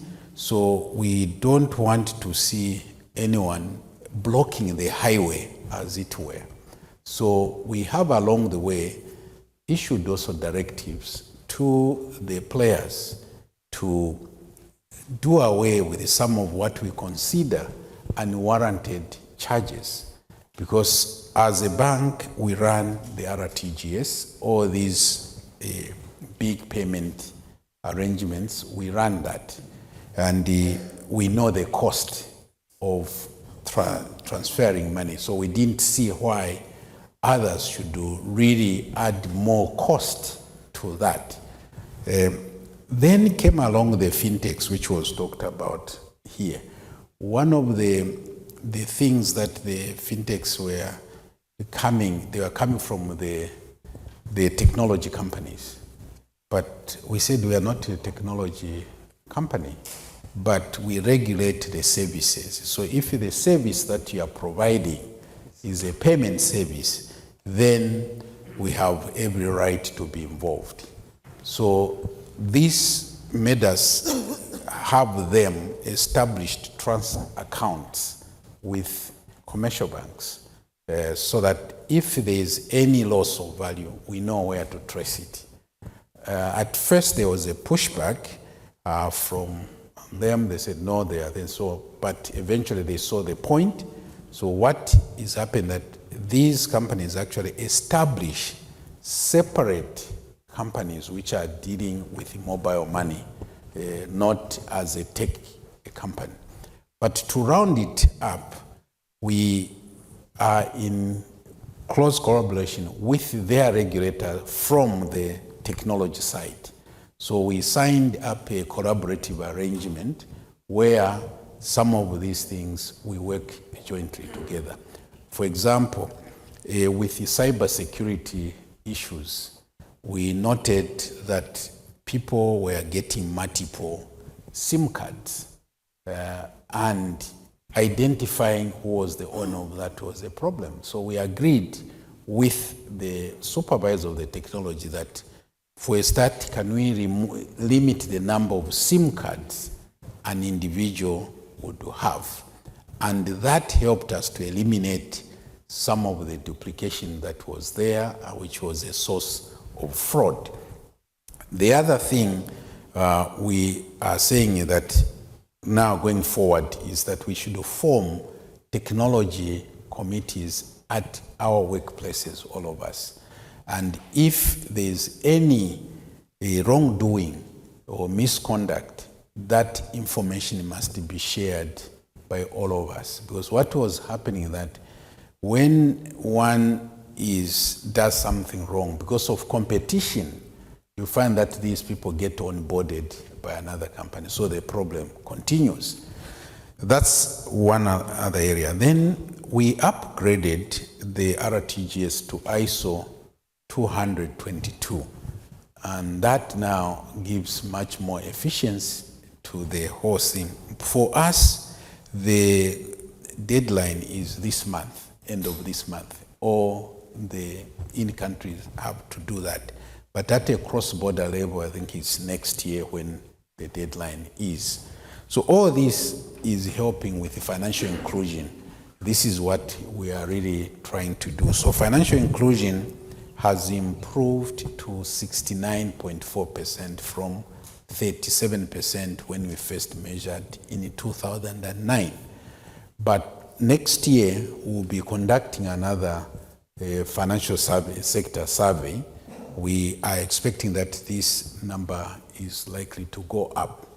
We are also phasing out checks. We already remitted the item values to 25,000, which is almost $1,000 equivalent, how much one can issue a check. And we criminalized bouncing of a check. If you issue a check with the full knowledge that you had no money, that is a criminal offense. But we have seen that there are workarounds. Banks have found out that because the process of litigation takes long, so they would rather slap a fee and do not report. So, but we see that also people are using the check as a form of collateral instead of as a payment instrument. So we think that's not the role that can come. But we have an alternative they can use if they want to do. It's a DDAC, direct debit and credit, where you can issue instructions of standing order and do that. So we don't see that the check should be the instrument that is used for that. So all in all, what I can say that we have seen a lot of progress. We now have people who have accounts about 13 million from a low of 1 million when we started this process. The other thing we had seen is that the technology providers, each was trying to go it alone by putting up these towers. So you find that in one location, there will be 3 towers representing each of the companies. We said, no, future, why don't you collaborate, co-locate, and share that infrastructure? So that was agreed, and we are doing. The other thing we have done is to establish a sandbox where we are not sure those who want to try out their concepts, they can register through that and do that. So all in all, I can say that a lot of progress has been made, but still a lot more needs to be done because the cost is still not where we think it should be. So there is resistance because particularly the banking sector, low intermediation is kind of compensated by charging of fees in different areas, which we think are not warranted. So we are working with them to see that some of those are done away. We are at the current moment revising the law as well to be modernized. Like I said, it was first enacted in 2007, so much time has passed. So we need to update it and modernize and be forward-looking. So I think I'll stop here in the interest of time, but hopefully there will be some questions, then we can add more. But it's a growing journey. Thank you. Thank you, then. Thank you, then. So public sector has a fundamental role, but also, the private sector is the key actor here. And Professor President Orama, as a president of the board of the director of the African Export and Import Bank, you are uniquely positioned to offer us the perspective of an African leader whose daily job is to promoting trade both within and outside Africa. But it's often said that the lack of efficient payment rails for both retail and wholesale is one of the major obstacles to the enhancement of trade, particularly in Africa. What is your assessment of the current situation in general and in relationship to the trade between Africa and Europe? No, thank you very much. Let me also thank the organizers, Banca d'Italia and the World Bank, the government of Italy, for inviting us to be part of this event. And I'm also very pleased to be sitting by my board, one of the members of our board of directors, and who is also the co-chair for the IDA that is ongoing. I think Governor Panetta made it very, very clear. Payment is critical for anything we are doing if we really want to promote development. If we start by saying that we have to use commercial means to bring wealth and prosperity to our people. We must have to find a way to ensure that the means of transferring value is there and is efficient, and that it is accessible to as many people as possible. I dare say, and I put it forward, that one of the reasons why Africa is where it is today with poverty is that we have not been able to achieve this. And see, every continent that had developed started doing that by dealing with themselves, trading among themselves. In Africa, we've tried so hard to trade amongst ourselves, but it has been elusive. One of the first decisions the leaders of Africa, when they gained their independence in 1963, took was to promote regional trade and payment. And they made it a priority. And today, regional trade as a share of global trade, of Africa's total trade, is just at best 15 to 17%. It moved a bit from 10% to where it is today. The reason is the fragmentation that we have in everything we do. And in the continent, we have 41 currencies. Of course, we have 55 countries. There are a few countries that are together and have a particular currency in West Africa and in Central Africa. Even where we had sub-regional organizations, we have about 8 of them. 4 have their payment systems.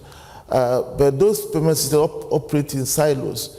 And apart from the Southern Africa Development Community, that has a bit of what looks like a multilateral net settlement system, all of them operate on a bilateral net settlement system, because each of the regional, sub-regional payment systems want to settle on using local currencies. But they do on a bilateral basis. Because of that, none of them had achieved scale.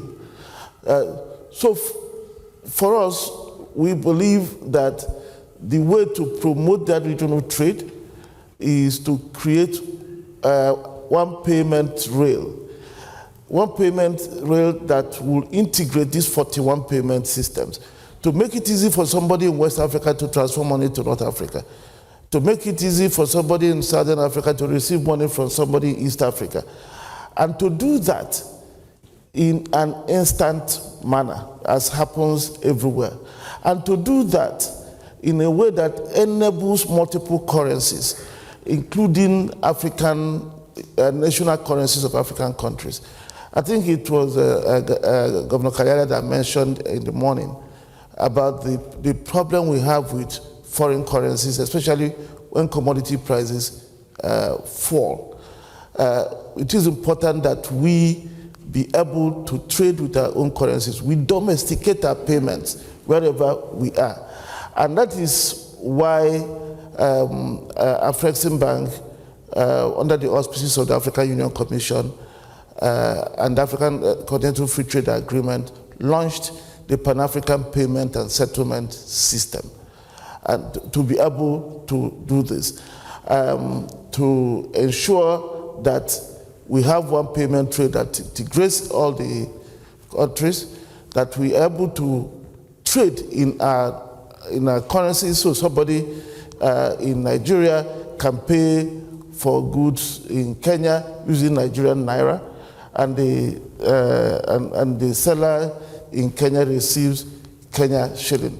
And we, as a settlement bank, would do under a multilateral net settlement basis. At the end, we settle everybody, and the whatever is remaining at the balance can then be paid out in foreign currency as a need may be. And with regard to dealing with the Europe, it is important that we find a way to integrate. What has happened on the continent is that following the de-risking that has been happening around the world, many international banks have cut services in many African countries. And so many of you may not know, but this is central bank, I'm sure you will know. There are some countries that at a point couldn't make any payment. In fact, if they wanted to make payments, they had to go through another African country before they could make that payment. And this problem heightened during the COVID-19 pandemic in 2021. It was indeed a crisis, because I remember some of the central banks coming to us asking that we find a solution for this. And that was why in 2022, we launched the Afrexim Bank Trade Payment Services we called the AFPay.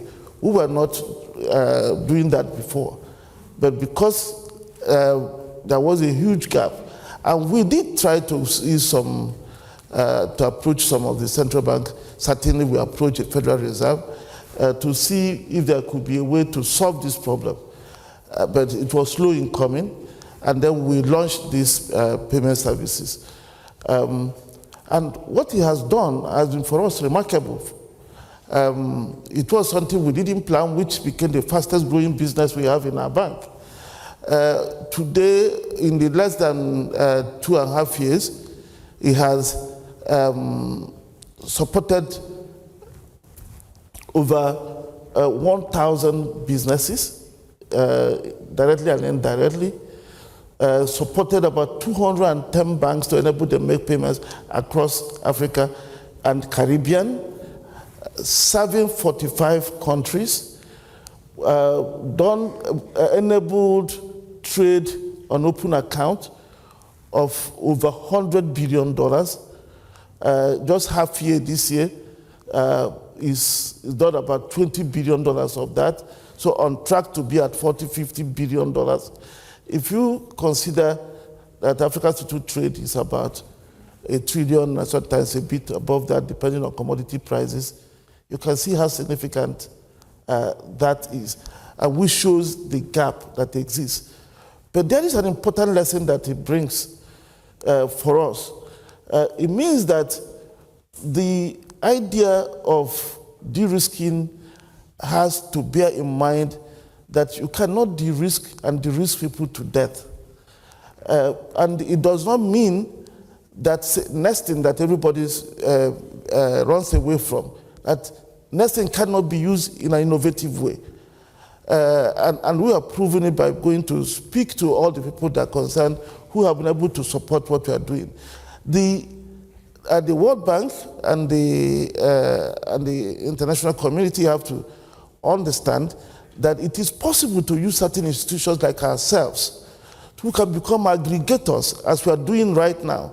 We become aggregators. Then we work at national levels in Africa to identify the banks and the companies, what we call the national economic champions today, which we are using, that will be the ones that will qualify, will be eligible to do the payments that will go through agreed correspondent banks.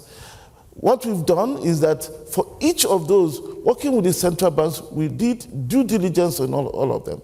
And we worked with BAFT, the Bank Association for Finance and Trade, we've trained 500 bankers on the issue of AML, the KYC and AML, to make sure that we are all at the same level of understanding of what ought to happen. And that has made it seamless. And we've been able to also, through a facility we created, introduce the technology that will make it easy for them to also do their KYC. We launched the MASA platform, the customer due diligence repository platform, wherein we've onboarded full KYC information on all those we are able to deal with. And we issued them Africa Entity Identifier numbers, which through an agreement we have with the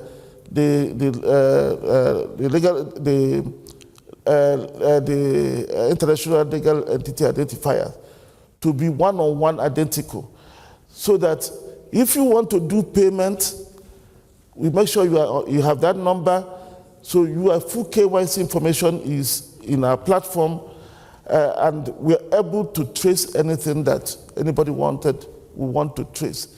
This can be supported and blown up to be able to still deal with other business transactions we are not able to do today. And I believe that if we do that, that will help expand the trade.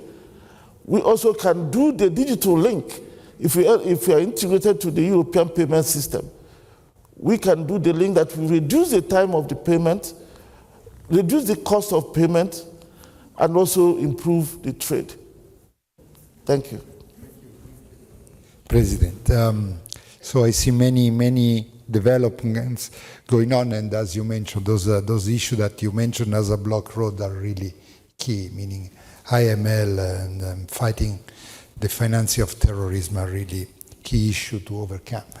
So let me involve Pablo in this discussion. And again, I mean, I know, Pablo, that the World Bank has been working for many years to track and trying to overcome the weaknesses and the inefficiencies of cross-border payments, especially remittances. And as Governor Panetta was saying this morning, remittances are a very important components of the GDP of many countries. I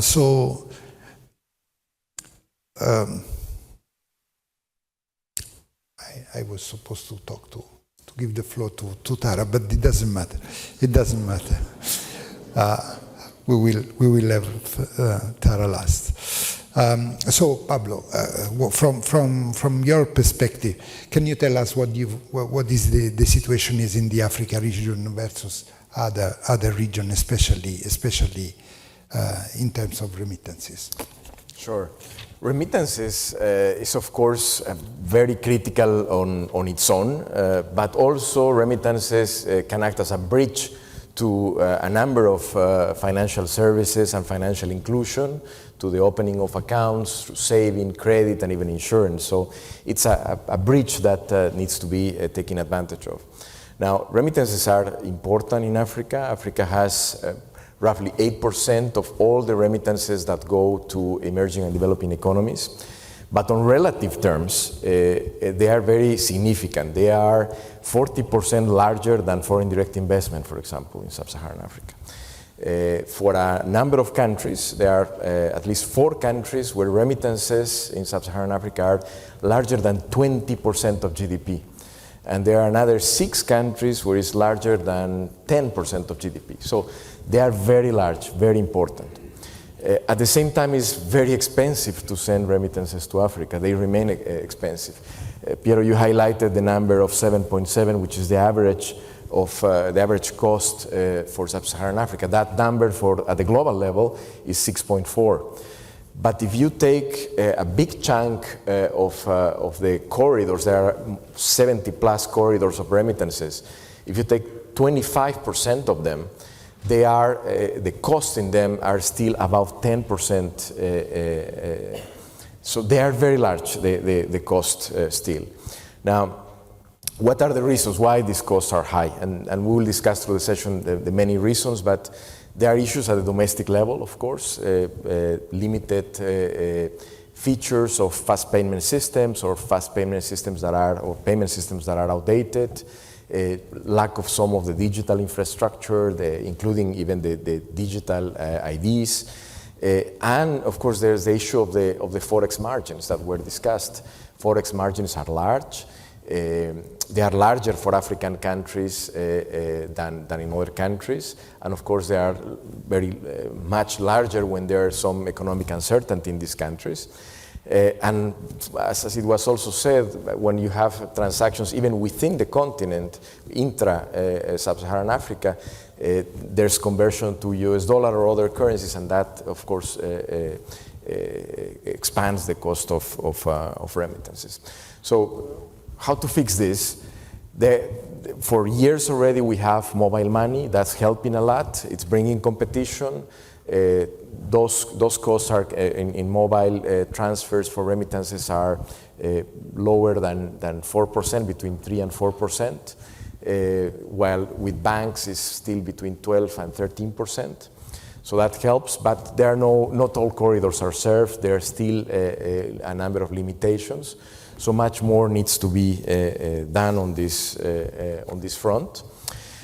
Overall, I think that there are a number of reforms that will have to happen to improve that. I mentioned the issue of and maybe we'll talk in the second round more about fast payment systems at the local level. That's a very critical component of what needs to be done. But also we need to lower the barriers to entry to remittance providers, digital remittance providers. And of course we have to do that while considering AML and CFT provisions, but also with a proportionate approach to AML and CFT, so countries actually are able to comply. And the way that we see this sort of circle of remittances and financial services and inclusion is almost as a virtuous cycle that can take place. We had the opportunity to work in Egypt on an operation where we're focused on remittances to rural areas. And just on that engagement, we saw a very large number of accounts being used with more frequency. We saw a rapid increase for the people covered in that region, in those regions, in terms of remittances, with 50% more of remittance being received through digital means at lower cost, and that in turn generated an ecosystem in the areas where some of the merchants started to accept digital payments. So it's really an ecosystem situation that can be fostered through remittances, but through lower cost of remittances and through digital means. Thank you. Thank you, Pablo. Thank you. Tara, let's broaden a little bit the view, right? Pablo provide a deep dive on remittances and the importance, but we know that the scope of payments is much larger. You guys at the CPMI have been dealing with this issue for many years, and you have been leading the work for enhancing the G20 roadmap. In the light of the report of the FSB I was referring at before, can you tell us where we stand? Where is the situation? What do you see the most red flashing situation? Please. So in describing the progress and the status of the G20 cross-border payments program, I'm going to start with a quote from an American, a famous American, and I'm going to end with an African proverb. And in between, we're going to tour through fast payment systems. So Abraham Lincoln said, "I walk slowly, but I never walk backward." What does that mean? I'll get to that. So when we initially started the journey of enhancing cross-border payments, it initially felt like, well, a sprint. But let me remind the audience that we've been thinking about these issues for well more than 20 years. And why? Because the frictions inherent in cross-border payments are just so difficult and complex.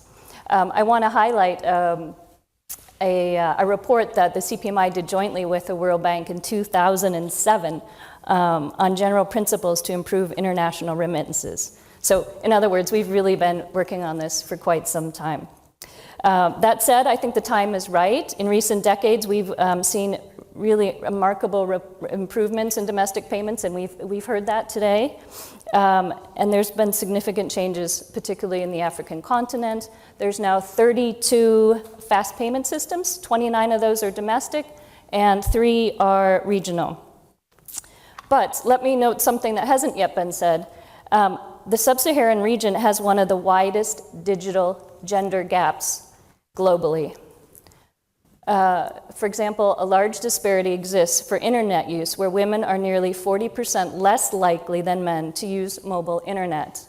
What does that mean? It hinders the widespread adoption of digital means of payments. So, as noted, these enhancements in cross-border payments have been lagging behind.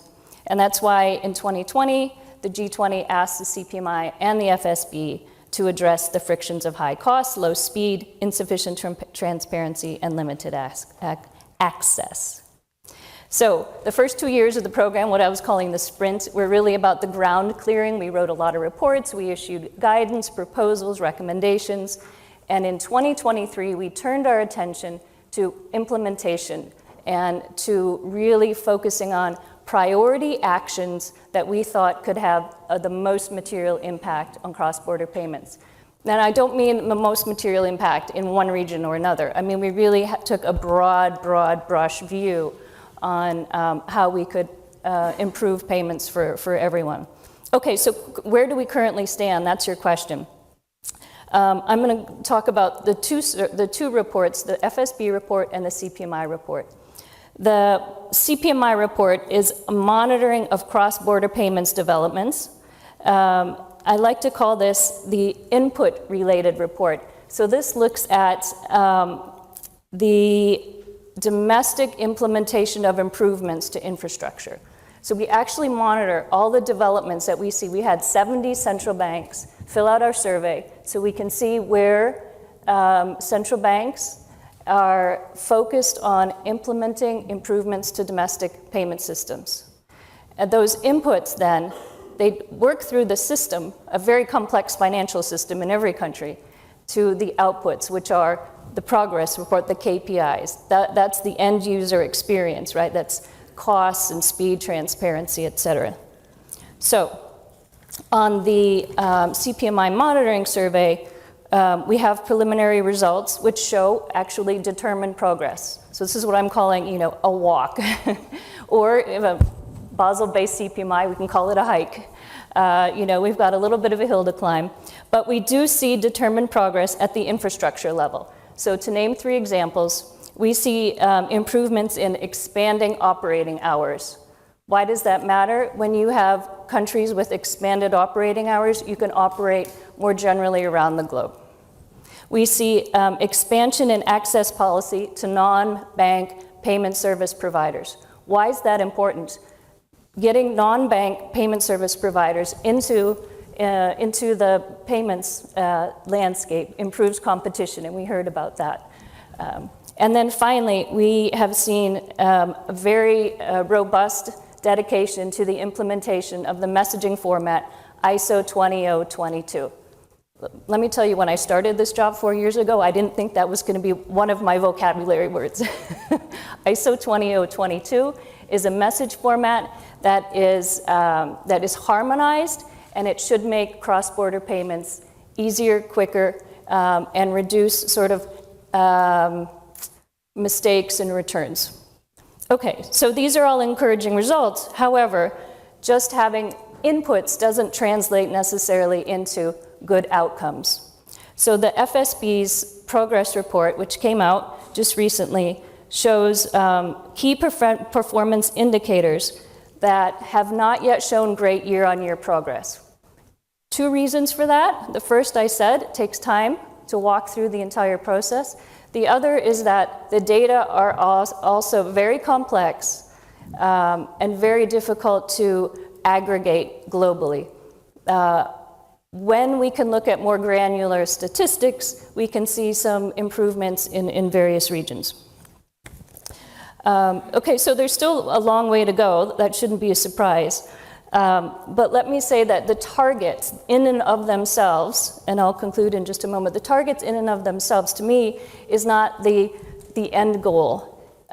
They're useful coordinates to our journey, our walk, but I think the social impact that we want to achieve cannot be easily measured just through aggregate global averages. So, we've talked a bit about this already today, and a very important objective to enhance cross-border payments is to improve the experience for end users that are disproportionately affected and would benefit most from our collective efforts. So for this reason, and I'll talk about a little bit later, together with the South African presidency and Governor Kanyago highlighted 2 proposals. We've set out concrete proposals to make some progress in sub-Saharan Africa. So today, I think we're in a better position than in the past. We have created a solid foundation, but we have more to do. We are still implementing, and we have continued political support. I see that as a very positive factor to our continued success, and we continue to walk forward. So let me conclude my walking analogy with, as I said, an African proverb. If you want to walk fast, walk alone. If you want to walk far, walk together. And so with that, Piero, I'll conclude by saying we look forward to continuing our joint efforts. Thank you. Thank you, Tara. I'm trying to keep track of the time. We have 20 minutes, so I would like to go for a second round, but I really ask you guys to stay within five minutes. So, Professor Orama, you were mentioning the important role that the Pan-African payment and settlement system is playing in Africa and in supporting or facilitating the development of the African Continental Free Trade Agreement. Can you elaborate a little bit on that? What is exactly the role of the PAPs in the enhancement of the free trade agreement? Back to you. Thank you. As I mentioned earlier, payment is seen as very critical in promoting trade and regional value chains on the continent. And the payment system that deals with all those key issues, cost, speed, ability to use multiple currencies, including African currencies, and so on. So those are considered critical. And that is why when we launched PAPs in 2018, in 2019, the Summit of the African Union adopted it as an African Union project, and the AFCFTA Secretariat then adopted it as one of the 4 pillars for the operationalization of the African Continental Free Trade Agreement. So what that payment system does today is a payment rail that is integrating the 41 fragmented payment systems we have on the continent, and able to then present itself as one aggregated platform for connecting to other payment systems around the world, which is already beginning to do. Now, 14 central banks have joined the PAPs. We have almost 150 commercial banks who have signed on. The process of integrating takes a bit of time, but we have about another 100 on the pipeline for integration into the PAPs. We also have about 11 switches from across the continent that are already there. The PAPs comes with reduced cost of about 1%, which is a target that has been set for payment. It also operates on a multilateral net settlement basis. And Afrexim Bank is a settlement bank. I'm backing that settlement with a $3 billion facility. That is, when there's a net settlement and people need to know that there will be payment finality at the end of the clearing period. That was why it was important to have that fund behind the system. The focus today is to expand the membership across the continent to achieve its objective of aggregating the payments across the continent. We are also then leveraging its power to start going into other things. We've launched now on a pilot basis a currency trading platform, which has become very successful even at the pilot stage.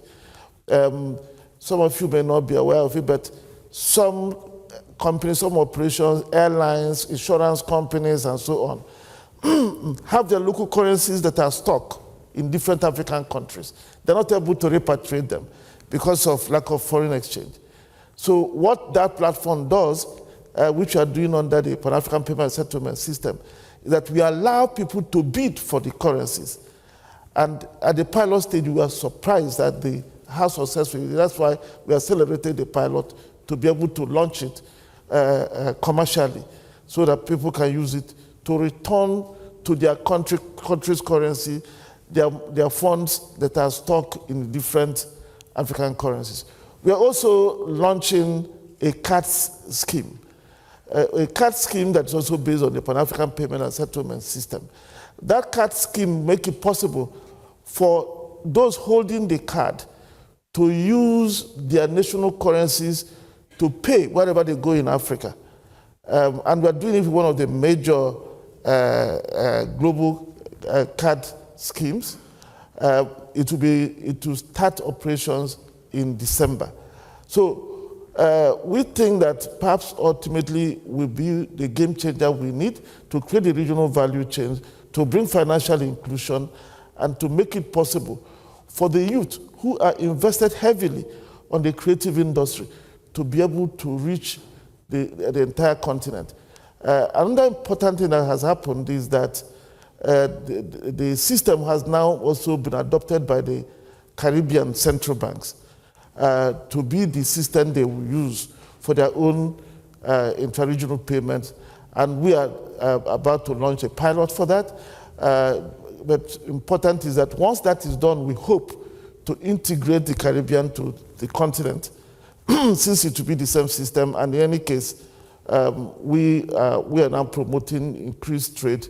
The African Union and the CARICOM signed a memorandum of understanding, which may ultimately lead to a trade agreement in the future. Thank you. Thank you. Thank you very much. Tara, we have been talking a little bit now about interlinking, right? And we think that this is essentially a technological problem, connecting the wires. It's much more complex than that, right? You just published 3 important reports at the CPMI. Can you tell us a little bit more of the complexity of this job?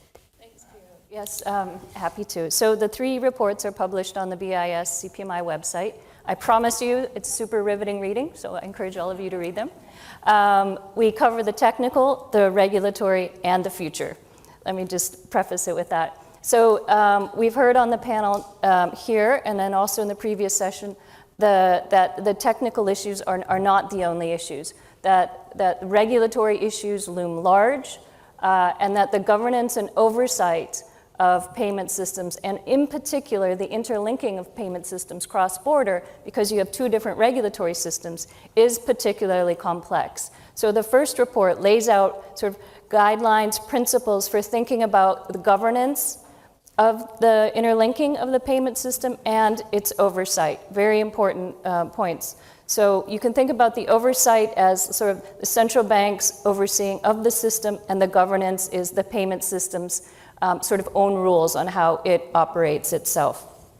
We will continue this work into 2025 in a more concrete manner. It's great to publish a report, but now we need to see the rubber hit the road, so to speak. The second report, I won't go into too much detail, but it outlines recommendations for harmonizing application programming interfaces, or APIs.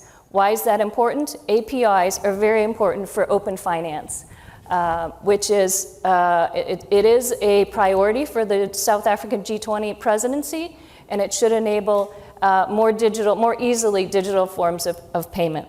And then the third report, that's the future, was again another G20 report. This was written jointly with our BIS research colleagues, which looks at the future of tokenization, not providing any answers, but really raising a lot of questions and considerations for central banks. So the 3 of those reports, we will take forward our work in some way in 2025, but yeah, I'll stop there. Thank you. Thanks, Tad. Pablo, to you. I mean, the World Bank have been leading the pack on this, right? I mean, before we talk about interlinking fast payment, we need fast payment locally. So you first have to develop it, and then you can interlink it. However, again, developing a fast payment system is a very complex job. Requires the cooperation of many entities. So the World Bank is very well positioned. Having such an important foot in every country can really be instrumental of that. Can you tell us, from your point of view, where Africa stands in terms of availability of fast payment system and how the World Bank can help on that? Thanks, Piero. Yes, I've been saying in all the forums where this is discussed that a domestic fast payment system is the precondition to later link it to a cross-border payment system. And there's a lot of dynamism in Africa. As Tara said, there are many countries that have already a payment system. We counted recently 31 countries that are working on new fast payment systems. Many of them had already payment systems and are upgrading them. Some of them are having it for the very first time. And we are involved in many of those projects. And of course, they have to rely on a local ecosystem that is linked to the fast payment system, including the digital IDs. Now, there are also, as it was discussed, a number of regional initiatives on cross-border payments. There is the CEMAC initiative, the WEMU initiative, the ECOWAS initiative, COMESA initiative, the East Africa Community initiative. And we have been always supportive of these sub-regional initiatives because they come from local interests. They come from mutual interests that, and they grow organically. They have trade, they have relations, and that's all very positive. But I think we also need to look at the future to interlink the whole continent, as it was mentioned. There are the initiatives like the Africa Exim Bank, and that's very positive as well. But that full interlinkage with all countries participating, it still requires a number of ingredients at the domestic level. First, again, a strong domestic fast payment system. That's the core base. Requires all the regulatory aspects of the process. It requires a governance underpinning that connection. Issues of AML and CFT that need to be present for this to work. It requires critically, as Dennis said in his first intervention, that the central banks are the core participants to it. Payments are a core mandate of central banks, and they need to be at the core of it. And building the capacity within the different central banks to attempt to go for that. And there's a huge process that has taken place in Africa on those aspects. So overall, I think there is a lot moving in the right direction, but still a significant agenda ahead.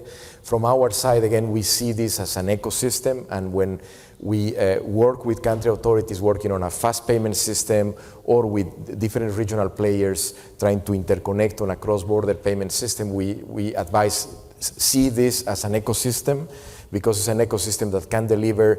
It's not just about the payments, but what the payments bring with the right ecosystem together, which is development, financial inclusion, opportunities, new jobs for people in a new way to integrate. Thank you, Pablo. Thank you, Pablo. Denny, I come to you last from purpose, because I want to tease your brain on north or south-north collaboration. Hearing what Professor Rama was saying about integrating system reminds me something about Europe. We are still fighting, we are still trying to solve these problems. After 25 years, we have the same currency. But so coming to north-south or south-north cooperation on this topic. We as a central bank, central bankers are used to collaborate on many dimensions, right? We share good practices in monetary policy, collateral framework, risk management, and the likes. But it seems to me that when it comes to payments and payments infrastructure, maybe something more can be done. And the international, CPMI, the World Bank, the IMF, they do a very great job. But I was wondering, do you think there is still room for bilateral collaboration among central bankers? And if so, how? How do you think we should organize this? That's a tough one, Piero. Thank you very much. First, maybe just to underscore the point which Tara's raised on these operating hours being extended.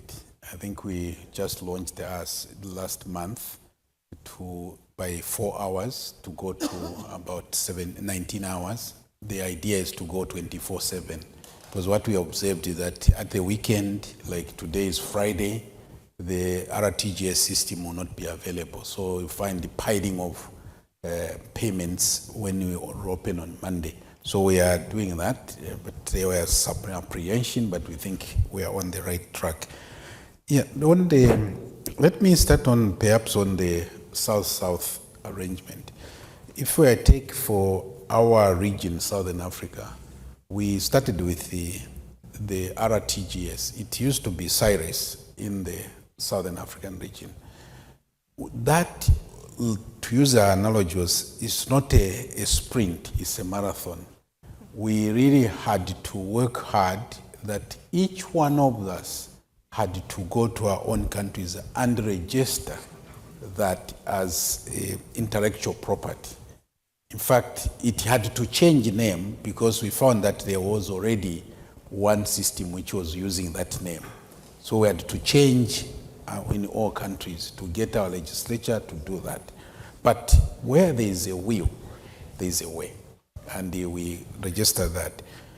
Now, in all these, what is emerging and which we think is a practical way is that each of these groupings, they have what they either call payments committee, payment system committee, or task force. And we have found this to be a very, very convenient way of dealing with some of the very intricate issues of technology and all these laws. So under SADC, we have a payment systems. Under COMESA, we have now, even at the continental level, the Association of African Central Banks, which he mentioned, there are 41 central banks all over us. We meet, and this has become quite very, very active process. And yet there, we have the opportunity also to invite colleagues from the EU to share what they went through in their journey on this integration. We found that very exciting. We have also the Fed coming into there. Now, one of the things which is emerging that there is a lot of peer-to-peer learning and information exchange. I think that's one of the ways. And then we have the Association for Financial Integration. That too organizes training sessions, bringing in different groups and encouraging peer-to-peer learning. I think that's the way to go.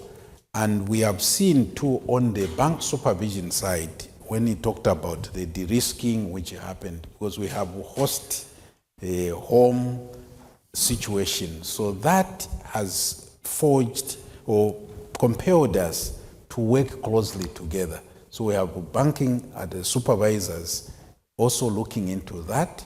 Now, depends on what bank you have in your area. Some are international banks. Therefore, you cross borders. And that enables us to see what is happening in other settings.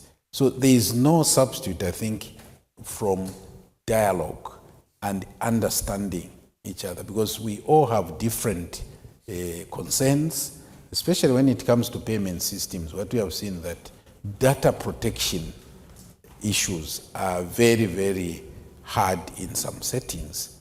And the protocols also for collecting that information may be different. So when you go across borders, how do you manage that? So we believe that it can only happen if we are engaging very, very honestly and with a purpose. So we believe with what is happening with the G7 now and the G20 really driving this would help to open the dialogues even further. So there's no substitute but to talk to each other. And the development of interoperability has helped a great deal as well, because previously, what happened, once one starts talking, you are looking at your system. Is it going to be cannibalized or something? But now with interoperability, it has become a less contentious conversation that you have. We said, okay, how can we collaborate?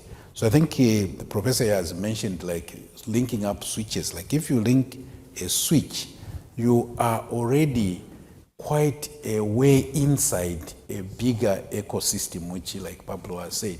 Because we take this to be an ecosystem. You can't just do one and forget the other. It will hurt you in the process. But I think learning from each other, we don't want to reinvent the wheel. There are others who have done this before, and sharing information and the platforms like this are the way to go. Thank you. Thank you. Thank you, Danny. This brings us surprisingly on time at the end of our panel. I don't dare to summarize the rich discussion. I just want to thank you, our panelists, and you all for listening. Thank you very much.